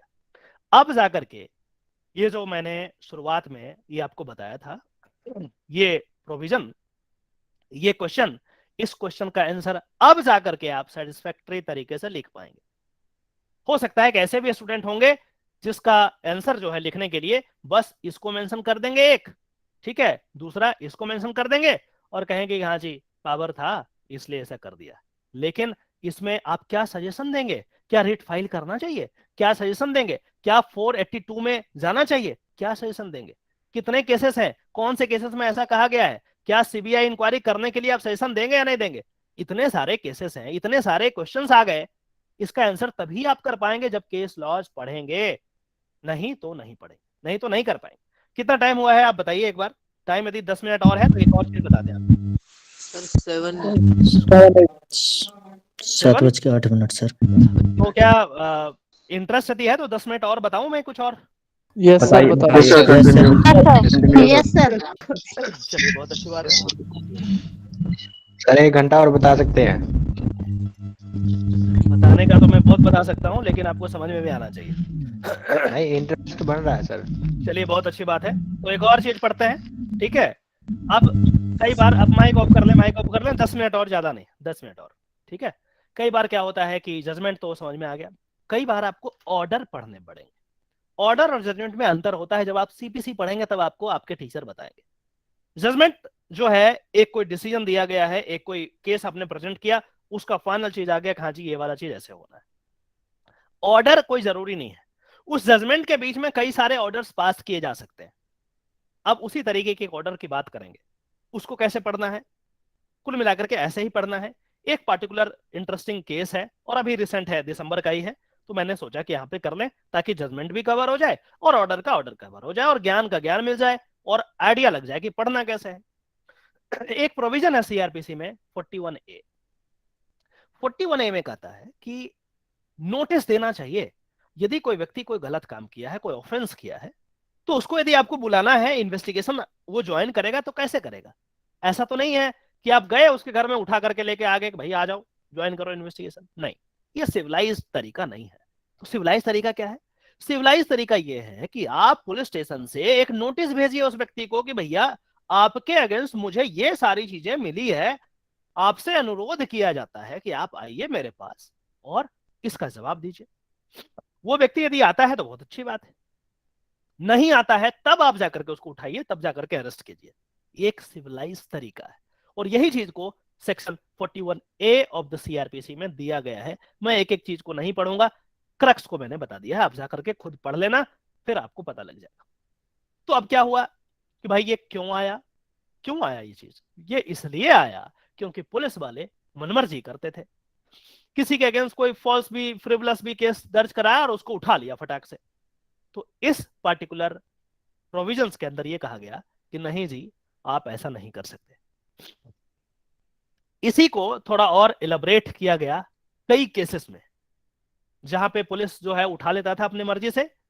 तो एक केस आया जिसमें Arnesh Kumar versus state of Bihar, ये केस आया, और इसमें यह कहा गया कि भाई साहब ऐसा है कि यदि कोई व्यक्ति कुछ गलत किया, कोई ऑफेंस किया है, और उस ऑफेंस का यदि 7 साल तक का सजा है, तो आप क्या करेंगे? पहले आप 41A ऑफ द सीआरपीसी का नोटिस भेजेंगे उसको, और यदि वो कंप्लाई करता है तो बहुत अच्छी बात है, फिर तो उठाने की जरूरत नहीं है, और नहीं किया तब जाकर के अरेस्ट करो उसको, कोई इशू नहीं। लेकिन दुर्भाग्य है इस कंट्री का कि पुलिस वाले को ये चीज तो पता ही नहीं है। उनको पता ही नहीं कि 41A भी होता है कुछ चीज, लेकिन लॉ स्टूडेंट को होना चाहिए, लॉयर्स को होना चाहिए, एडवोकेट को होना चाहिए, तभी तो बैलेंस बनेगा सोसाइटी में, अदरवाइज कैसे होगा? तो कुछ उसी तरीके की बात यहां पे हुई। तो Arnesh Kumar versus state of Bihar में ये कह दिया सुप्रीम कोर्ट ऑफ इंडिया ने कि भाई साहब ऐसा है, ये बात क्लियर कर लो कि यदि तुम आज के बाद उठाए ना किसी को बिना नोटिस दिए, तो तुम पे कंटेम्प्ट लगाएंगे, जेल भेजेंगे पुलिस वाले को, चाहे तो कितना भी ऑफिसर, कितना भी ऊपर रैंकर है, डजंट मैटर। ये क्या है? प्रेसिडेंट है, ये क्या है? लॉ है एक तरीके से, जिसको हर एक लोअर कोर्ट को including the high court follow करना है। रिसेंटली यहां डेट देखिए, आपको पता चलेगा ये कब का है। दिल्ली हाई कोर्ट का है ये केस, और रिसेंट है। ये कब है? 7/12/2021, मतलब लास्ट ही मंथ में, अभी तो जनवरी आ गया 2022, लास्ट मंथ का है, रिसेंट है। क्या हुआ जी? देखिए क्या है हुआ क्या कि द हियरिंग हैज बीन, देखो किस तरीके से ऑर्डर पास करते हैं उसको जरा देख लेते हैं। यहाँ पे कोरम है honourable mister justice Najmi Waziri का, और ये कहते हैं कि the hearing has been concluded through hybrid mode, physical and virtual hearing हुआ। क्या हुआ जी? देखिए क्या हुआ। पहला पैराग्राफ में लिखते हैं कि the court has already held R3, R3 मतलब होता है रिस्पोंडेंट, R शॉर्ट में यूज करते हैं। देखो यहाँ पे कहीं रिस्पोंडेंट लिखा होगा, कहीं पे लिखा होगा, देखो यहाँ पे है ना लिखा हुआ, यहाँ पे लिखा हुआ है ना रिस्पोंडेंट। रिस्पोंडेंट कौन है जी? ये ASC, ये कोई ऑफिसर होंगे, पुलिस वाले, डीसीपी रैंक के होंगे, कोई होंगे, जो भी रहे, क्या फर्क पड़ता है? कोर्ट को फर्क नहीं पड़ता, तो डीसीपी रहे, ACP रहे, सेक्रेटरी रहे, डजंट मैटर। तो ये रिस्पोंडेंट है जी पुलिस वाले। क्या किया भैया? देखो, the court has already held R3 guilty of committing contempt of court. ये क्या किया? उठा लिया उसको, उठा लिया तो बंदा जो है चला गया कोर्ट। बोला कि भाई तुमने तो मुझे नोटिस नहीं दिया, नोटिस नहीं दिया तो मतलब बनता है, अरनेश कुमार का गाइडलाइन फॉलो नहीं किया तुमने, ये तो लॉ है। इनका वकील साहब बोला अरे लगाओ इस पे कंटेम्प्ट लगाओ। पुलिस वाले को समझ में नहीं आ रहा, कंटेम्प्ट लगाइए। लगा दिया कंटेम्प्ट हाई कोर्ट के पास। हाई कोर्ट क्या ऑब्जर्वेशन दे रहा है कि the court has already held R3 guilty of committing contempt of court, क्योंकि फॉलो नहीं किया। ही arrested the petitioner in breach of direction passed by the supreme court in Arnesh Kumar versus state of Bihar. इसीलिए कहते हैं कि लॉ इज वेरी पावरफुल। आपने जय Bhim movie देखी ना, मूवी देखिए तो सिर्फ उसको सीखिए भी उससे, ये लॉ है। अब आप कोर्ट नहीं जाएंगे तो अलग बात है, पुलिस उठाते रहेगी, लेकिन यदि पुलिस उठा लिया बिना नोटिस दिए गए, लॉ को वायलेट करके, तो आपके पास पावर है, आपके पास ये राइट है, आप वकील के पास जाइए, इनका वार्ड लगा देगा। अब देखो क्या किया है। He arrested the petitioner in breach of direction passed by the Supreme Court in Arnesh Kumar versus State of Bihar. Criminal appeal. This is this. The requisite notice was not served.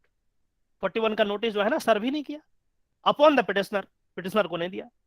There were mere allegations of criminal breach of trust against the petitioner, which entitled a maximum sentence of 3 years. मैंने तो कहा कि 7 साल तक वाले cases में आपको 41A का नोटिस देना चाहिए, और इस पार्टिकुलर केस में जो फाइल हुआ था इसमें तो 3 ही साल का है, तो भैया नोटिस तो देना चाहिए था, लेकिन आपने लॉ को फॉलो नहीं किया, तो उसका भी खामियाजा भुगतना पड़ेगा। आगे देखिए, it did not warrant the arrest of a person in the manner in which it was done. जैसा होना चाहिए था वैसा आपने नहीं किया, डायरेक्ट उठा लिया, डायरेक्ट अरेस्ट कर दिया। अरेस्ट करने से कितनी मुश्किल होती है उस व्यक्ति को, वो इस पार्टिकुलर ऑर्डर में आपको यहाँ पे दिखाया गया है। जरा पढ़ते हैं क्या है। कोर्ट कह रहा है कि the petitioners on complaints to the police were not respondent to. जो कंप्लेन किया था पुलिस, उसको तो रिस्पोंड ही नहीं किया उसको। फिर कहता है, ये देखो कितनी बड़ी बात लिख रहा है कि the high handedness of the police officer in specific breach of supreme courts direction is evident. और इसमें दिख रहा है कि हाई हेड बिल्कुल मतलब लॉ को उठा करके फेंक रहा है, जो मर्जी आए वो कर रहा है, ये दिख रहा है। फिर आगे कहता है कि Arnesh Kumar supra hold that in the event of non service of notice under section 141A of the CRPC contempt proceeding would be initiated. Contempt का लग सकता है केस जी। आगे बढ़ रहा है, देखो अगला पैराग्राफ में क्या कहते हैं। The petitioner's right to personal liberty is ensured by the constitution of India. हर व्यक्ति का पर्सनल लिबर्टी है वो इंश्योर करना कॉन्स्टिट्यूशन का काम है। कॉन्स्टिट्यूशन इसको इंश्योर किया है। Wide various provisions which is enshrined in the Constitution of India and several other laws। और फिर कह रहा है कि it can be curtailed।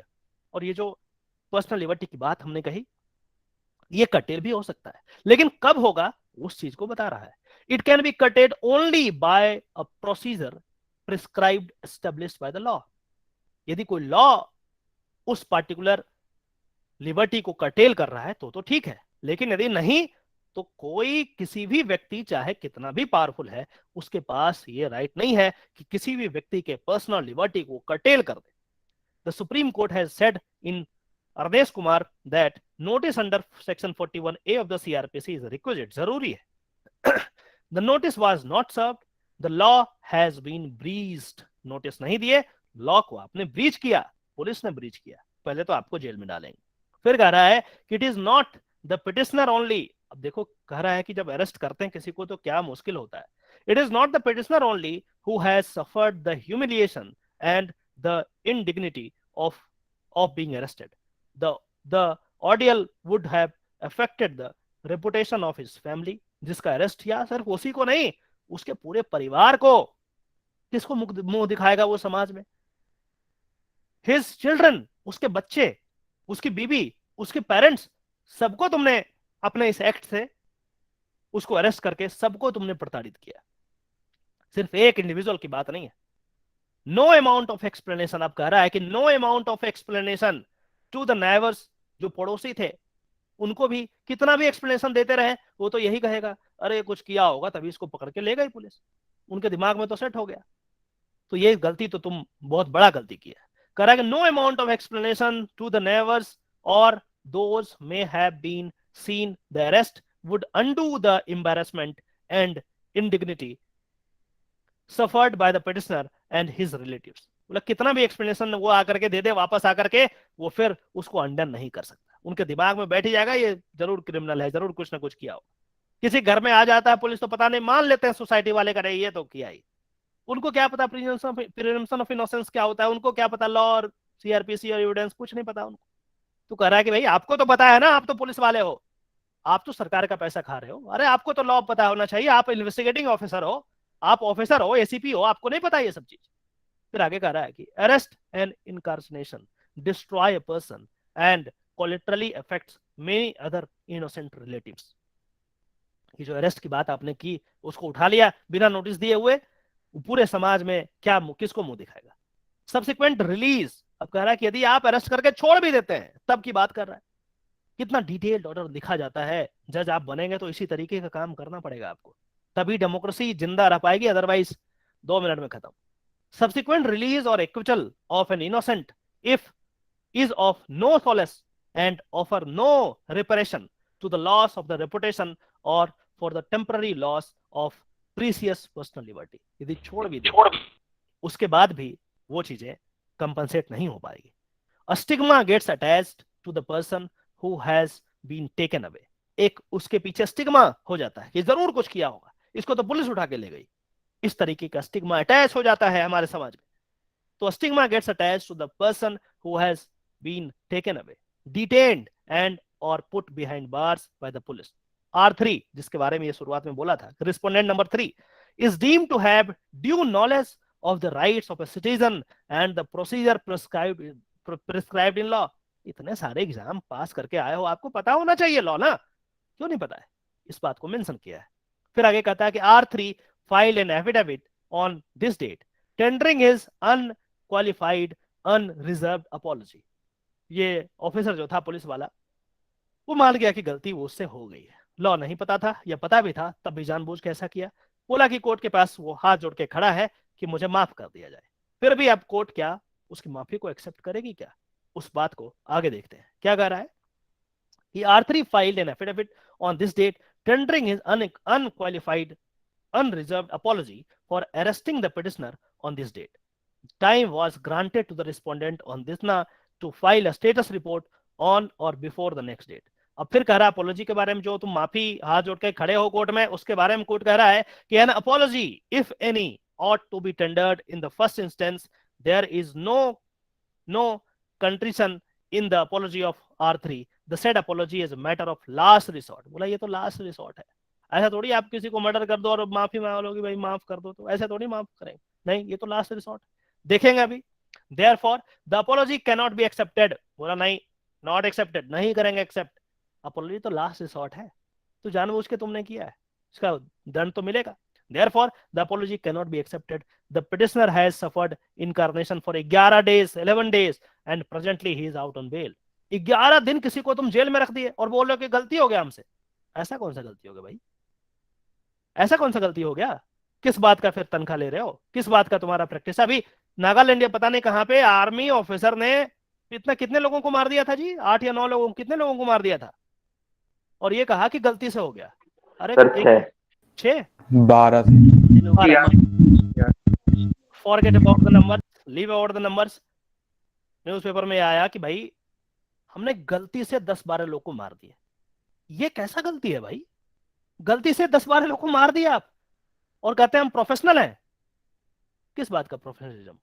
ये जब मैटर कोर्ट में जाएगा, चीजें होगी, तो कुछ इसी तरीके का स्टैंड आपको देखने को मिलेगा, तो आप इंतजार कीजिए। आगे देखिए क्या कहता है। In view of the above and keeping in mind that R3 is a serving police officer with Delhi Police, that he has served for 7 years, 7 साल तक आपने ऑफिसर के पद पे काम किया दिल्ली पुलिस में, and may have a long career ahead। अब देखो इसके बारे में भी सोच रहा है। कोर्ट का काम है दोनों को न्याय देना, दोनों को बैलेंस करना। कह रहा है कि तुम 11 दिन उसको जेल में रख दिया, गलत किया। 41 का नोटिस नहीं दिया, ये भी गलत किया। लेकिन तुम अभी यंग हो, 7 ही साल प्रैक्टिस, अभी 7 साल ही सर्विस किए हो, अभी जिंदगी पड़ी है। यदि तुमको हम आजीवन के लिए डाल दे तो फिर तुम्हारे साथ भी इंजस्टिस हो जाएगा, इसलिए इसको बैलेंस करने का प्रयास कर रहा है। लेकिन तुमको अपॉलॉजी से छोड़ने वाले भी नहीं है। Have a long career ahead, दोबारा पढ़ते हैं। इन view of the above and keeping in mind that R3 is a serving police officer with Delhi police,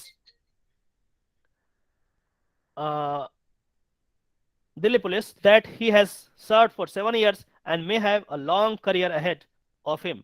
R3 is sentenced to undergo simple imprisonment for 1 day. एक दिन के लिए इनको हवालात में डाला जाए, along with a fine of 2000 rupees as well as nominal cost of 15,000 rupees for these proceedings to be paid by him to the petitioner within 4 weeks. 4 week के अंदर, 1 महीने के अंदर पुलिस को ये दिया जाता है, 1 दिन के लिए जेल भेजा जाए और 2000 रुपया जो है ये फाइन दें और 15,000 रुपया पिटिशन को, जिसको आप एक 11 दिन के लिए जेल भेजें, उनको आप अपने पॉकेट से दें। 15 2 17 और 1 दिन के लिए जेल जाइए। अब किसी ऑफिसर को 1 दिन के लिए जेल, ये बहुत बड़ी बात होगी। वो इसलिए किया क्योंकि ये अभी नया है, ये प्ली लिया, माफी मांग रहा है, तो क्या करेंगे, उसके साथ भी तो जस्टिस करोगे। ऐसा तो नहीं कि आजीवन डाल दोगे उसको जेल में। अब देखो एक और बड़ी बात, इसके बाद देखो कैसे ऑर्डर पढ़ना चाहिए, कैसे ऑर्डर करना चाहिए। कल को जज बनोगे तो इस बात का ध्यान रखना। यहां पे कहा कि ठीक है तुम गलत किए, पुलिस वाला ने गलत किया, हमने उसे पनिश कर दिया, उसे बोल दिया कि फाइन लगेगा, फाइन दो, लेकिन उसके बावजूद भी कंप्लीट जस्टिस करना कोर्ट का काम है। और फिर यहाँ पे देखो 5वें नंबर पैराग्राफ में ये कह रहा है कि the aforesaid sentence shall be kept in abeyance for a period of 2 months from receipt of this order, and so as to record R3 sufficient opportunity to assail this order should he so choose to। यहां पे कहा कि 2 महीने तक इसको समय दो, पहले 2 महीने के बाद ही करेगा। 2 महीने तक पुलिस वाले को समय दो, यदि ये चाहे तो ऊपरी अदालत में जाकर के ये अपील कर दे, क्या पता ऊपरी अदालत उसको माफ कर दे, हु नोस। तो यदि हम ये कहें कि कल इसको एक जेल भेज दो, ये करना ठीक नहीं होगा। इसको बोलते हैं कंप्लीट जस्टिस। इस बात का ध्यान रखना पड़ेगा आंसर लिखने में भी, कल को वकील बनोगे तब भी, और आगे जज बनोगे तब भी ऑर्डर को लिखने में। दोनों पार्टी जो है उसका दोनों का ध्यान रखना है। ठीक है, आपने इसे 1 दिन के लिए जेल में डाल दिया, 15,000 रुपया फाइन लगा दिया, 2,000 रुपया और फाइन लगा दिया, 15,000 बोल दिया तुम जाकर के उसको दूसरे वाले पार्टी को दे दो क्योंकि उसके साथ अत्याचार हुआ है। एक दिन के लिए जेल में बंद हो जाओ, जस्टिस सर्व हो रहा है और तुम अपोलॉजी जो ले रहा है, माफी मांग रहा है, उसको एक्सेप्ट कर दो, खत्म बात। लेकिन यदि आप ऐसा नहीं करना चाहते हैं तो तुम्हारे पास भी तो राइट है, पुलिस के पास भी तो राइट है, वो चाहे तो अपील कर ले इसको। तो उसके लिए 2 महीने का समय दे दिया कि 2 महीना तक तुम्हारे पास टाइम है, 2 महीना तक अपील करो, तुमको जहां जाना है जाओ, और उसके बाद 1 दिन के लिए जेल जाना होगा। और इतना ये सारा चीज जो मैं बोल रहा हूं ये करना होगा। The petition along with the pending application stand disposed of in terms of the above. और ये यहाँ पे साइन जज साहब करते हैं, खत्म हो जाता है। ठीक है, तो इस तरीके का ऑर्डर यहाँ पे पास किया जाता है। आगे जब भी आप ऑर्डर पढ़ें, जब भी आप किसी केस लॉज को पढ़ें, तो इन तमाम चीजों का आप ध्यान रखेंगे। ये बात समझ में आ सर रही है? सर सर ये 11 डेज के लिए सर, बोलिए। सर ये 11 डेज के लिए सर इन्होंने कैसे उसे इम्प्रिजनमेंट दे दी सर? उससे पहले अरे तो सर दे नहीं मजिस्ट्रेट के दी, पास दे नहीं दी। मजिस्ट्रेट के पास पेश हुआ होगा ना सर वो, तो फिर हाँ, उन्होंने चेक नहीं किया कि इन्होंने अरेस्ट ऑर्डर इशू नहीं कराया था? बहुत तरीके की चीजें हो सकती है, हो सकता है उनका वकील ना मिला हो। आम आदमी को बोलने कहाँ देते हैं ये बिना वकील के, क्या पता उनका वकील वहां ना हो, कुछ और तरीके की बातें हो। सर और जैसे ये पुलिस आती है कि पूछताछ के लिए ले जाना है, एसओ साहब बुला रहे हैं, थाने चलना है, तो और सर लेके चले जाते हैं बिना अरेस्ट गलत ऑर्डर है, के। गलत है, ओके सर। गलत है। उनसे दिखाओ, बोलो कि कहाँ है नोटिस, दिखाओ 41A का कहाँ है, लेकिन वो तभी बोल पाओगे जब लॉ की जानकारी होगी आपके पास, नहीं होगी तो नहीं बोल पाओगे। सर एक कंफ्यूजन था सर। पूछे पूछे। सर जैसे ना अगर कोई चोरी करके भागा है तो उस पर पुलिस इन्वेस्टिगेशन कर रही है, तो सर वो पहले नोटिस थोड़ी भेजेगी उसको अरेस्ट करने?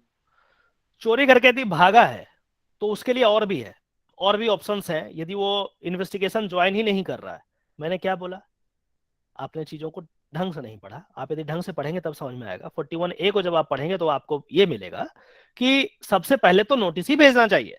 यदि वो नोटिस को कंप्लाई नहीं कर रहा, आपने टर्म यूज किया भाग गया, मतलब that person is not complying with the notice of the police officer wide section 41 of the CrPC, तो क्या होगा? तब तो पकड़ेंगे ना। आपको नोटिस दिया गया, you are not complying with the notice, तब तो पकड़ेंगे हम। लेकिन आप बिना नोटिस दिए पकड़ लिए, उठा लिए, वो तो गलत है। तो ये चीज है। Hello sir. हाँ जी बताइए। सर आपने जो बीच में जितने केसेस का नाम बताया, तो आंसर राइटिंग लिखने टाइम उन केसेस का नाम लिखना इंपॉर्टेंट होगा? बिल्कुल इंपॉर्टेंट होगा, लेकिन डिपेंड करता है कि क्वेश्चन में क्या पूछा गया है। क्वेश्चन में यदि पूछा गया है कि क्या सीबीआई का रजिस्ट्रेशन सीबीआई को ऑर्डर कर सकता है मजिस्ट्रेट, या फिर ऐसा क्वेश्चन है कि सीबीआई को किन हालात में दिए जाते हैं इन्वेस्टिगेशन करने के लिए, तो सिर्फ वही वाला केस करो ना, सब थोड़ी ना वहां पे चेप दोगे। ये तो अपना प्रेजेंस ऑफ माइंड होगा, ये तो आपका दिमाग है। जो जहां पे जैसा क्वेश्चन पूछा है उसका वैसा करेंगे आप जवाब। अच्छा सर, ये इतने सारे केसेस हो जाएंगे तो ये पॉसिबल होगा कि हम राइट डाउन कर दें, मतलब जो है? तो क्या चल रहा है, ये वकालत है, लॉ है, पढ़ना पड़ेगा साहब, दूसरा ऑप्शन नहीं है। पॉसिबल क्या है, पॉसिबल तो करना पड़ेगा आपको, ऐसे कैसे करना है, तो दूसरा कोई स्केप नहीं है। सर ग्रुप में शेयर कर सकते हो सर ये केस? क्या केस? अरे निकाल लो यार, गूगल पे सर्च करो, मिल जाएगा, शेयर कर देंगे, कोई बात नहीं। मिल जाएगा? हाँ जी बताइए। कौन सी वेबसाइट से एक करना चाहिए सर जजमेंट्स ऑर्डर वगैरह? यदि आप डीयू के स्टूडेंट हैं तो आपके लिए केस मटेरियल दिया जाता है, वहां से पढ़ लें। यस सर, डीयू के अंदर होगा बस सर। कुछ नहीं करना है, बस डीयू के जितने भी केस मटेरियल हैं हर एक केस को पढ़ना आपका दायित्व होना चाहिए। यदि आप नहीं पढ़ेंगे, मैं बहुत ही रफली बोल रहा हूँ, आप अच्छे वकील और जज नहीं बन पाएंगे। I am sorry for that, लेकिन उसको पढ़ना पड़ेगा। पढ़ेंगे सर, पढ़ेंगे। बहुत अच्छी बात है, ऑल द बेस्ट। हाँ सर एक एक करके भाई समय दूंगा मैं, डोंट वरी, एक करके बोलिए। सर ये क्या पूछना था सर, ये जस्टिस के आगे भी सर लर्नेड लगता है सर? नहीं, जस्टिस ऑनरेबल लगाते हैं, और जो लोअर कोर्ट के जज हैं वहां पे लर्नेड लगाते हैं। ऐसा एक एक्सेप्टेड नॉर्म है, ठीक है। हाँ बताइए, और क्वेश्चन पूछिए। सर ये सर कौन है सर जो बिना नेट ये नहीं? अरे भाई एक पूछ रहा है तो दूसरा माइक ऑफ करे ना, माइक। हाँ अब पूछिए। सर मैं कह रहा था कि जैसे आपने बताया 41A के तहत नोटिस भेजते हैं, तो सर ये सिविल में और क्रिमिनल में, दोनों क्राइम में नोटिस मतलब भेजना पड़ेगा? सिविल में क्राइम कैसे होगा? सिविल में क्राइम कहाँ, crime criminal. Yes sir, criminal में ही होगा ना, करना पड़ेगा। जैसे कोई मर्डर करके आया है तो तो वो उसे क्रिमिनल नोटिस चीज है ना, भेजना वो लग जाएगा। क्रिमिनल है। नहीं तो फिर मैंने क्या कहा उसमें 7 साल तक वाले मर्डर में देखिए जा करके कहाँ तक है, हर एक ऑफेंस में नहीं है, बहुत टेक्निकल चीजें हैं।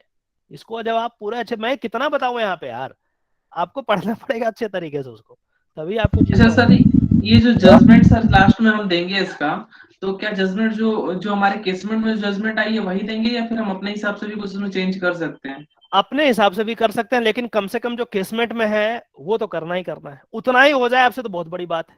केसमेट ही जितने केसेस सब पढ़ लें तो बहुत बड़ी बात है, बहुत बड़ी बात, बहुत अच्छे स्टूडेंट होंगे।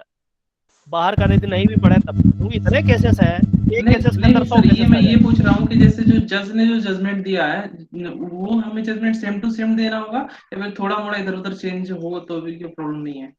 जो स्पिरिट है वो सेम होना चाहिए, वर्डिंग यदि ना भी हो तो स्पिरिट जो है वो सेम होना चाहिए, ओके। इस बात का ध्यान रखिए, ठीक है। Excuse me sir. हाँ हाँ बताइए।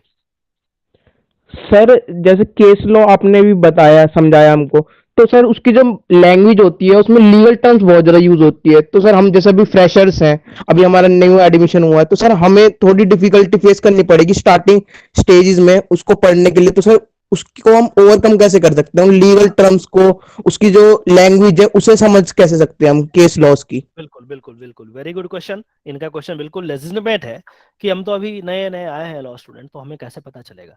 इसके लिए आपको थोड़ा वेट करना होगा।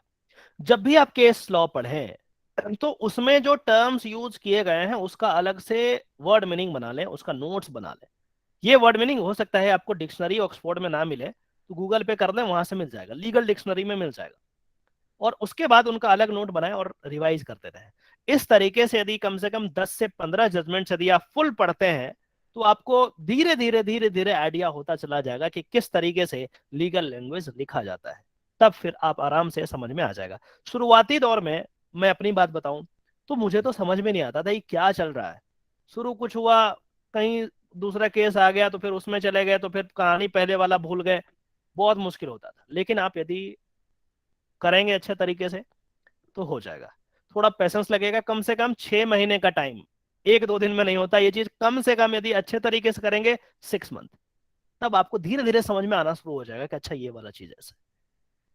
यही एक सॉल्यूशन है, कोई शॉर्टकट नहीं है। और कोई क्वेश्चन?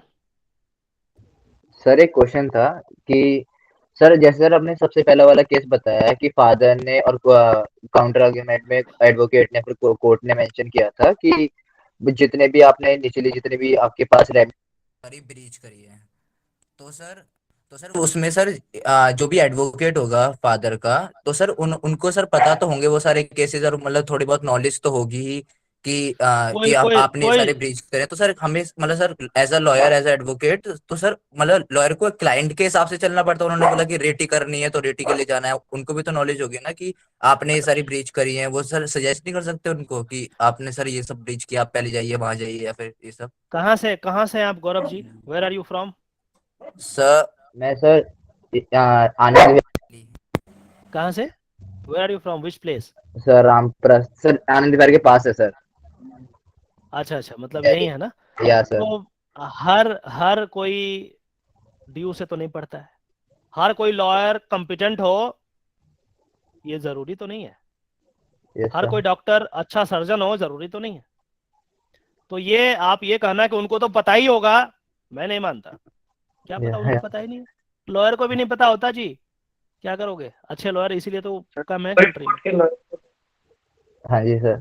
नहीं होगा पता तो, लेकिन नुकसान किसका? लॉयर का कभी नुकसान नहीं होता, कितना भी केस खराब कर दे उस पर कुछ नहीं हो सकता, इम्यून है, नहीं होगा। ठीक उसी प्रकार से जिस प्रकार से ऑपरेशन किया डॉक्टर को कुछ नहीं होता है, ठीक है। डॉक्टर अपना प्रयास करता है, लॉयर को नहीं पता तो नहीं पता, अच्छे लॉयर के पास जाना चाहिए आपको, ऐसे, ठीक है। Okay sir.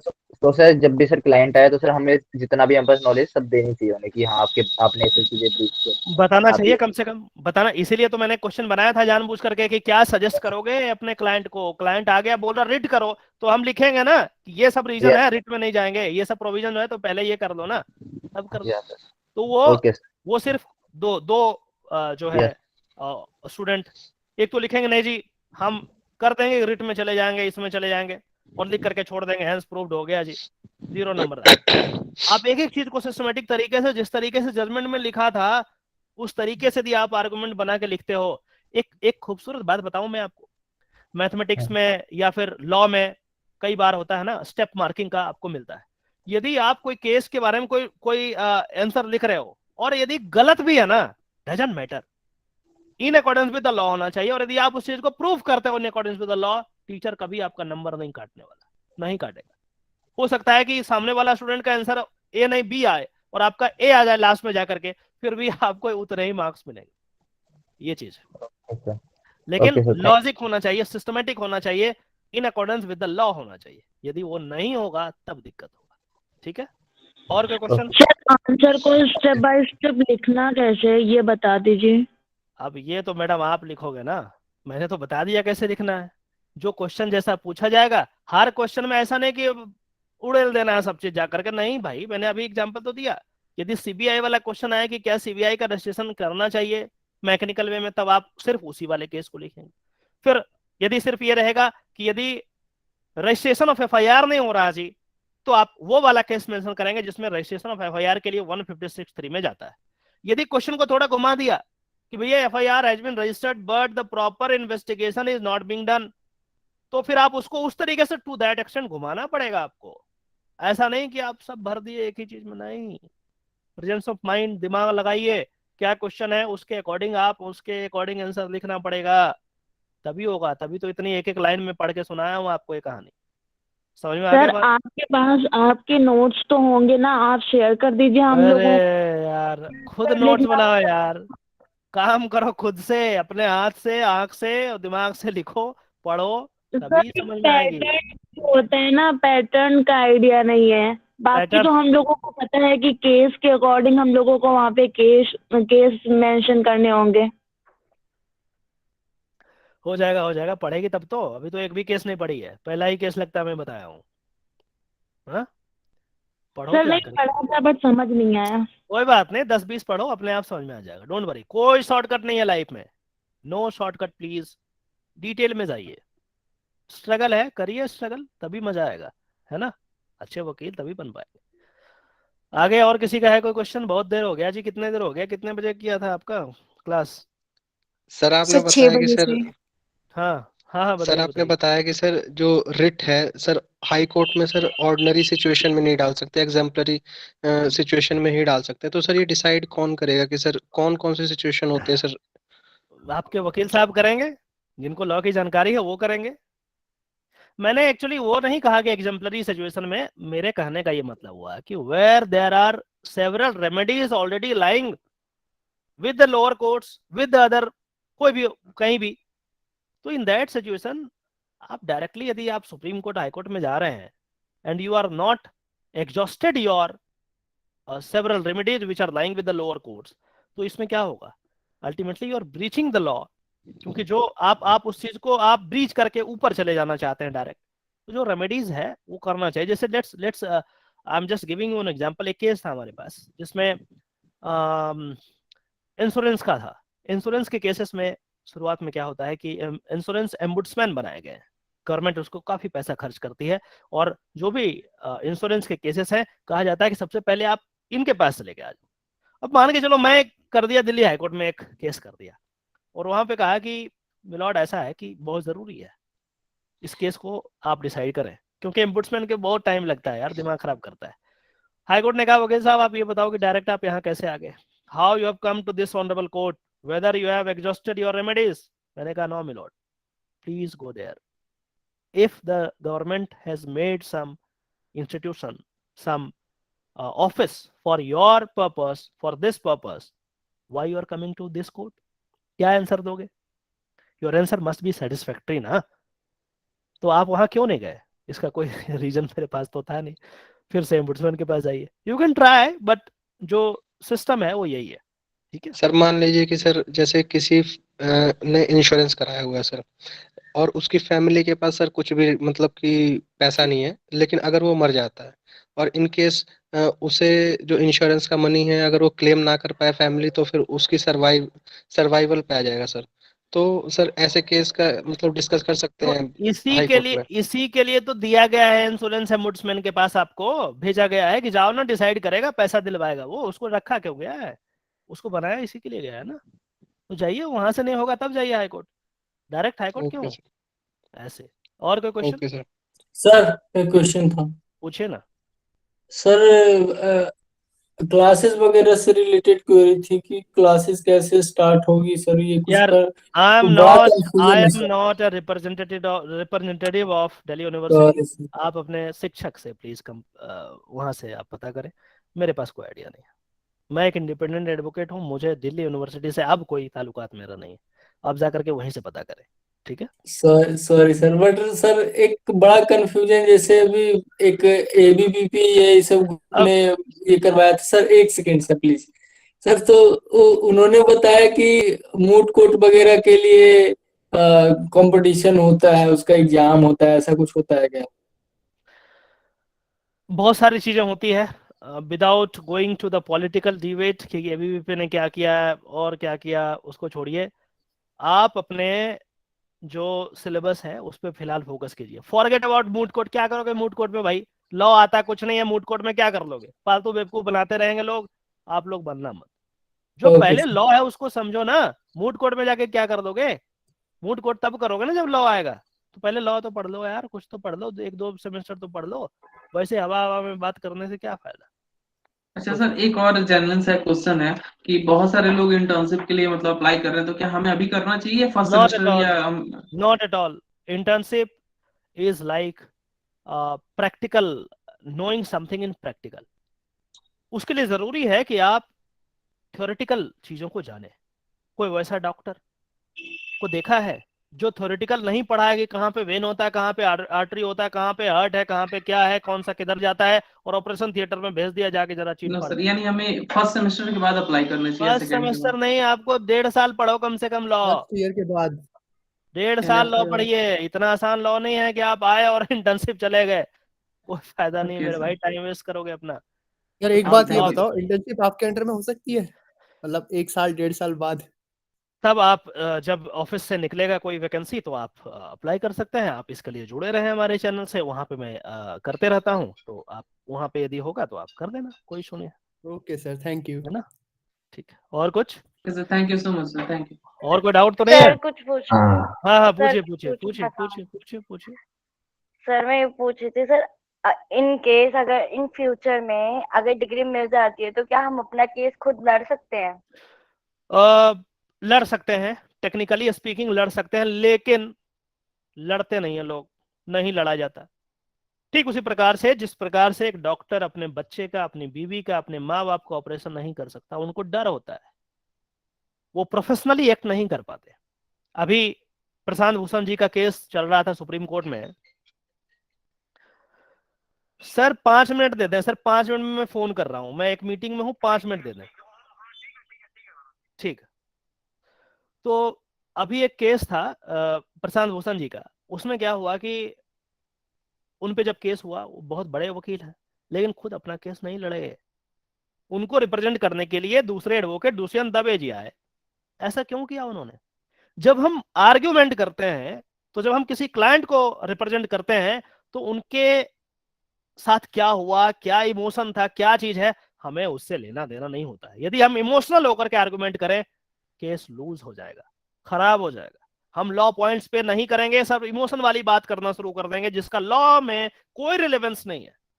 इसलिए प्रोफेशनली यदि मैं सलाह दूं तो अपना केस वकील नहीं करते, अपना केस डॉक्टर नहीं करते। इसका रीजन यही है कि अपने बेटे का ऑपरेशन करना जब शुरू करेगा तो उसका हाथ कांपना शुरू हो जाएगा, लेकिन दूसरे पे फर्क नहीं पड़ता, प्रोफेशनली काम। यस राइट सर, ऐसे ही होता है। ठीक है, आई अपना गॉट केस नहीं इट। लड़ना। सर एक one more question, sir one more question. पूछिए पूछिए।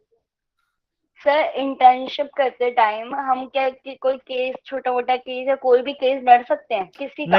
नहीं लड़ सकते हैं। जब तक आपको प्रैक्टिस का लाइसेंस नहीं मिल जाए तब तक नहीं लड़ सकते हैं। लाइसेंस होना जरूरी है ना, ऐसे कैसे लड़ोगे? यस, है ना? और कोई और कोई डाउट? वो तो सर एआईबी का एग्जाम क्लियर करने के बाद मिलता है ना? पहले एआईबी में इनरोल करना पड़ेगा, स्टेट बार में इनरोल करेंगे तो आपको प्रोविजनल लाइसेंस मिलेगा for 2 years and within 2 years you have to qualify for the all India bar examination and then it will convert into the permanent one.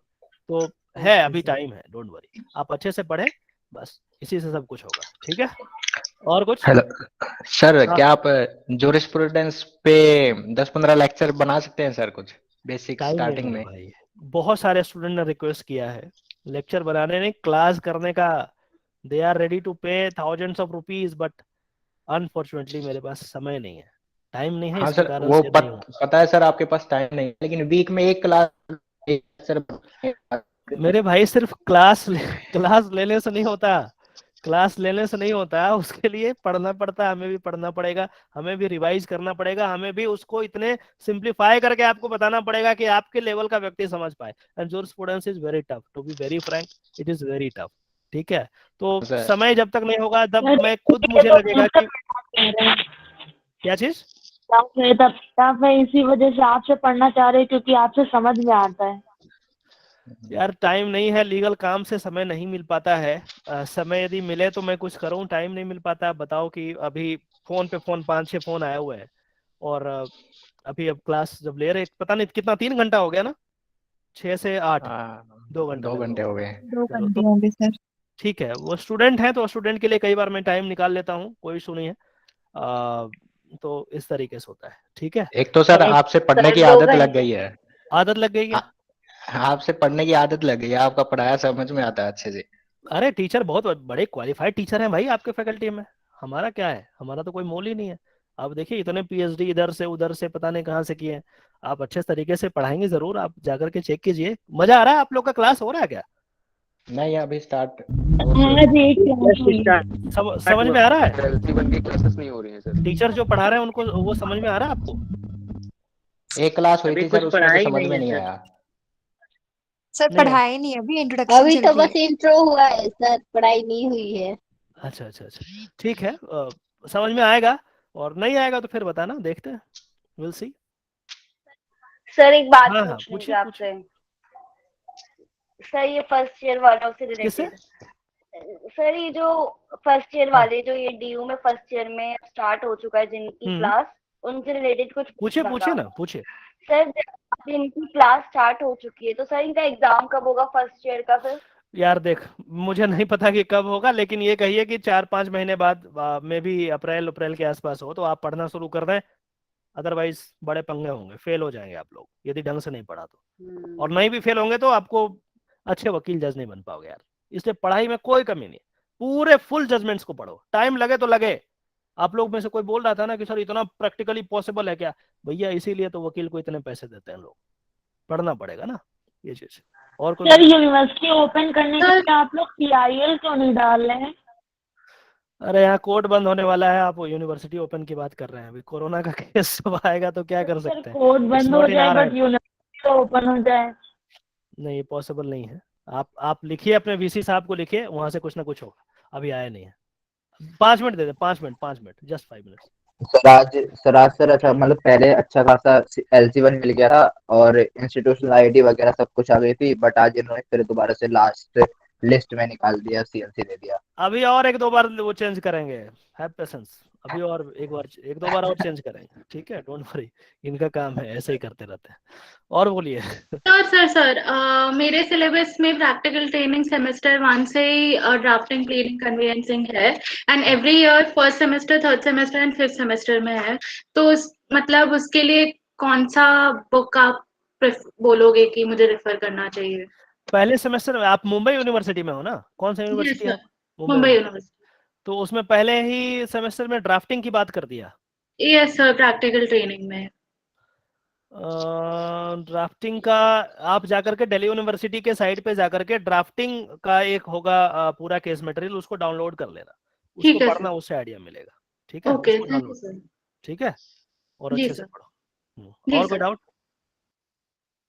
Sir एक problem है।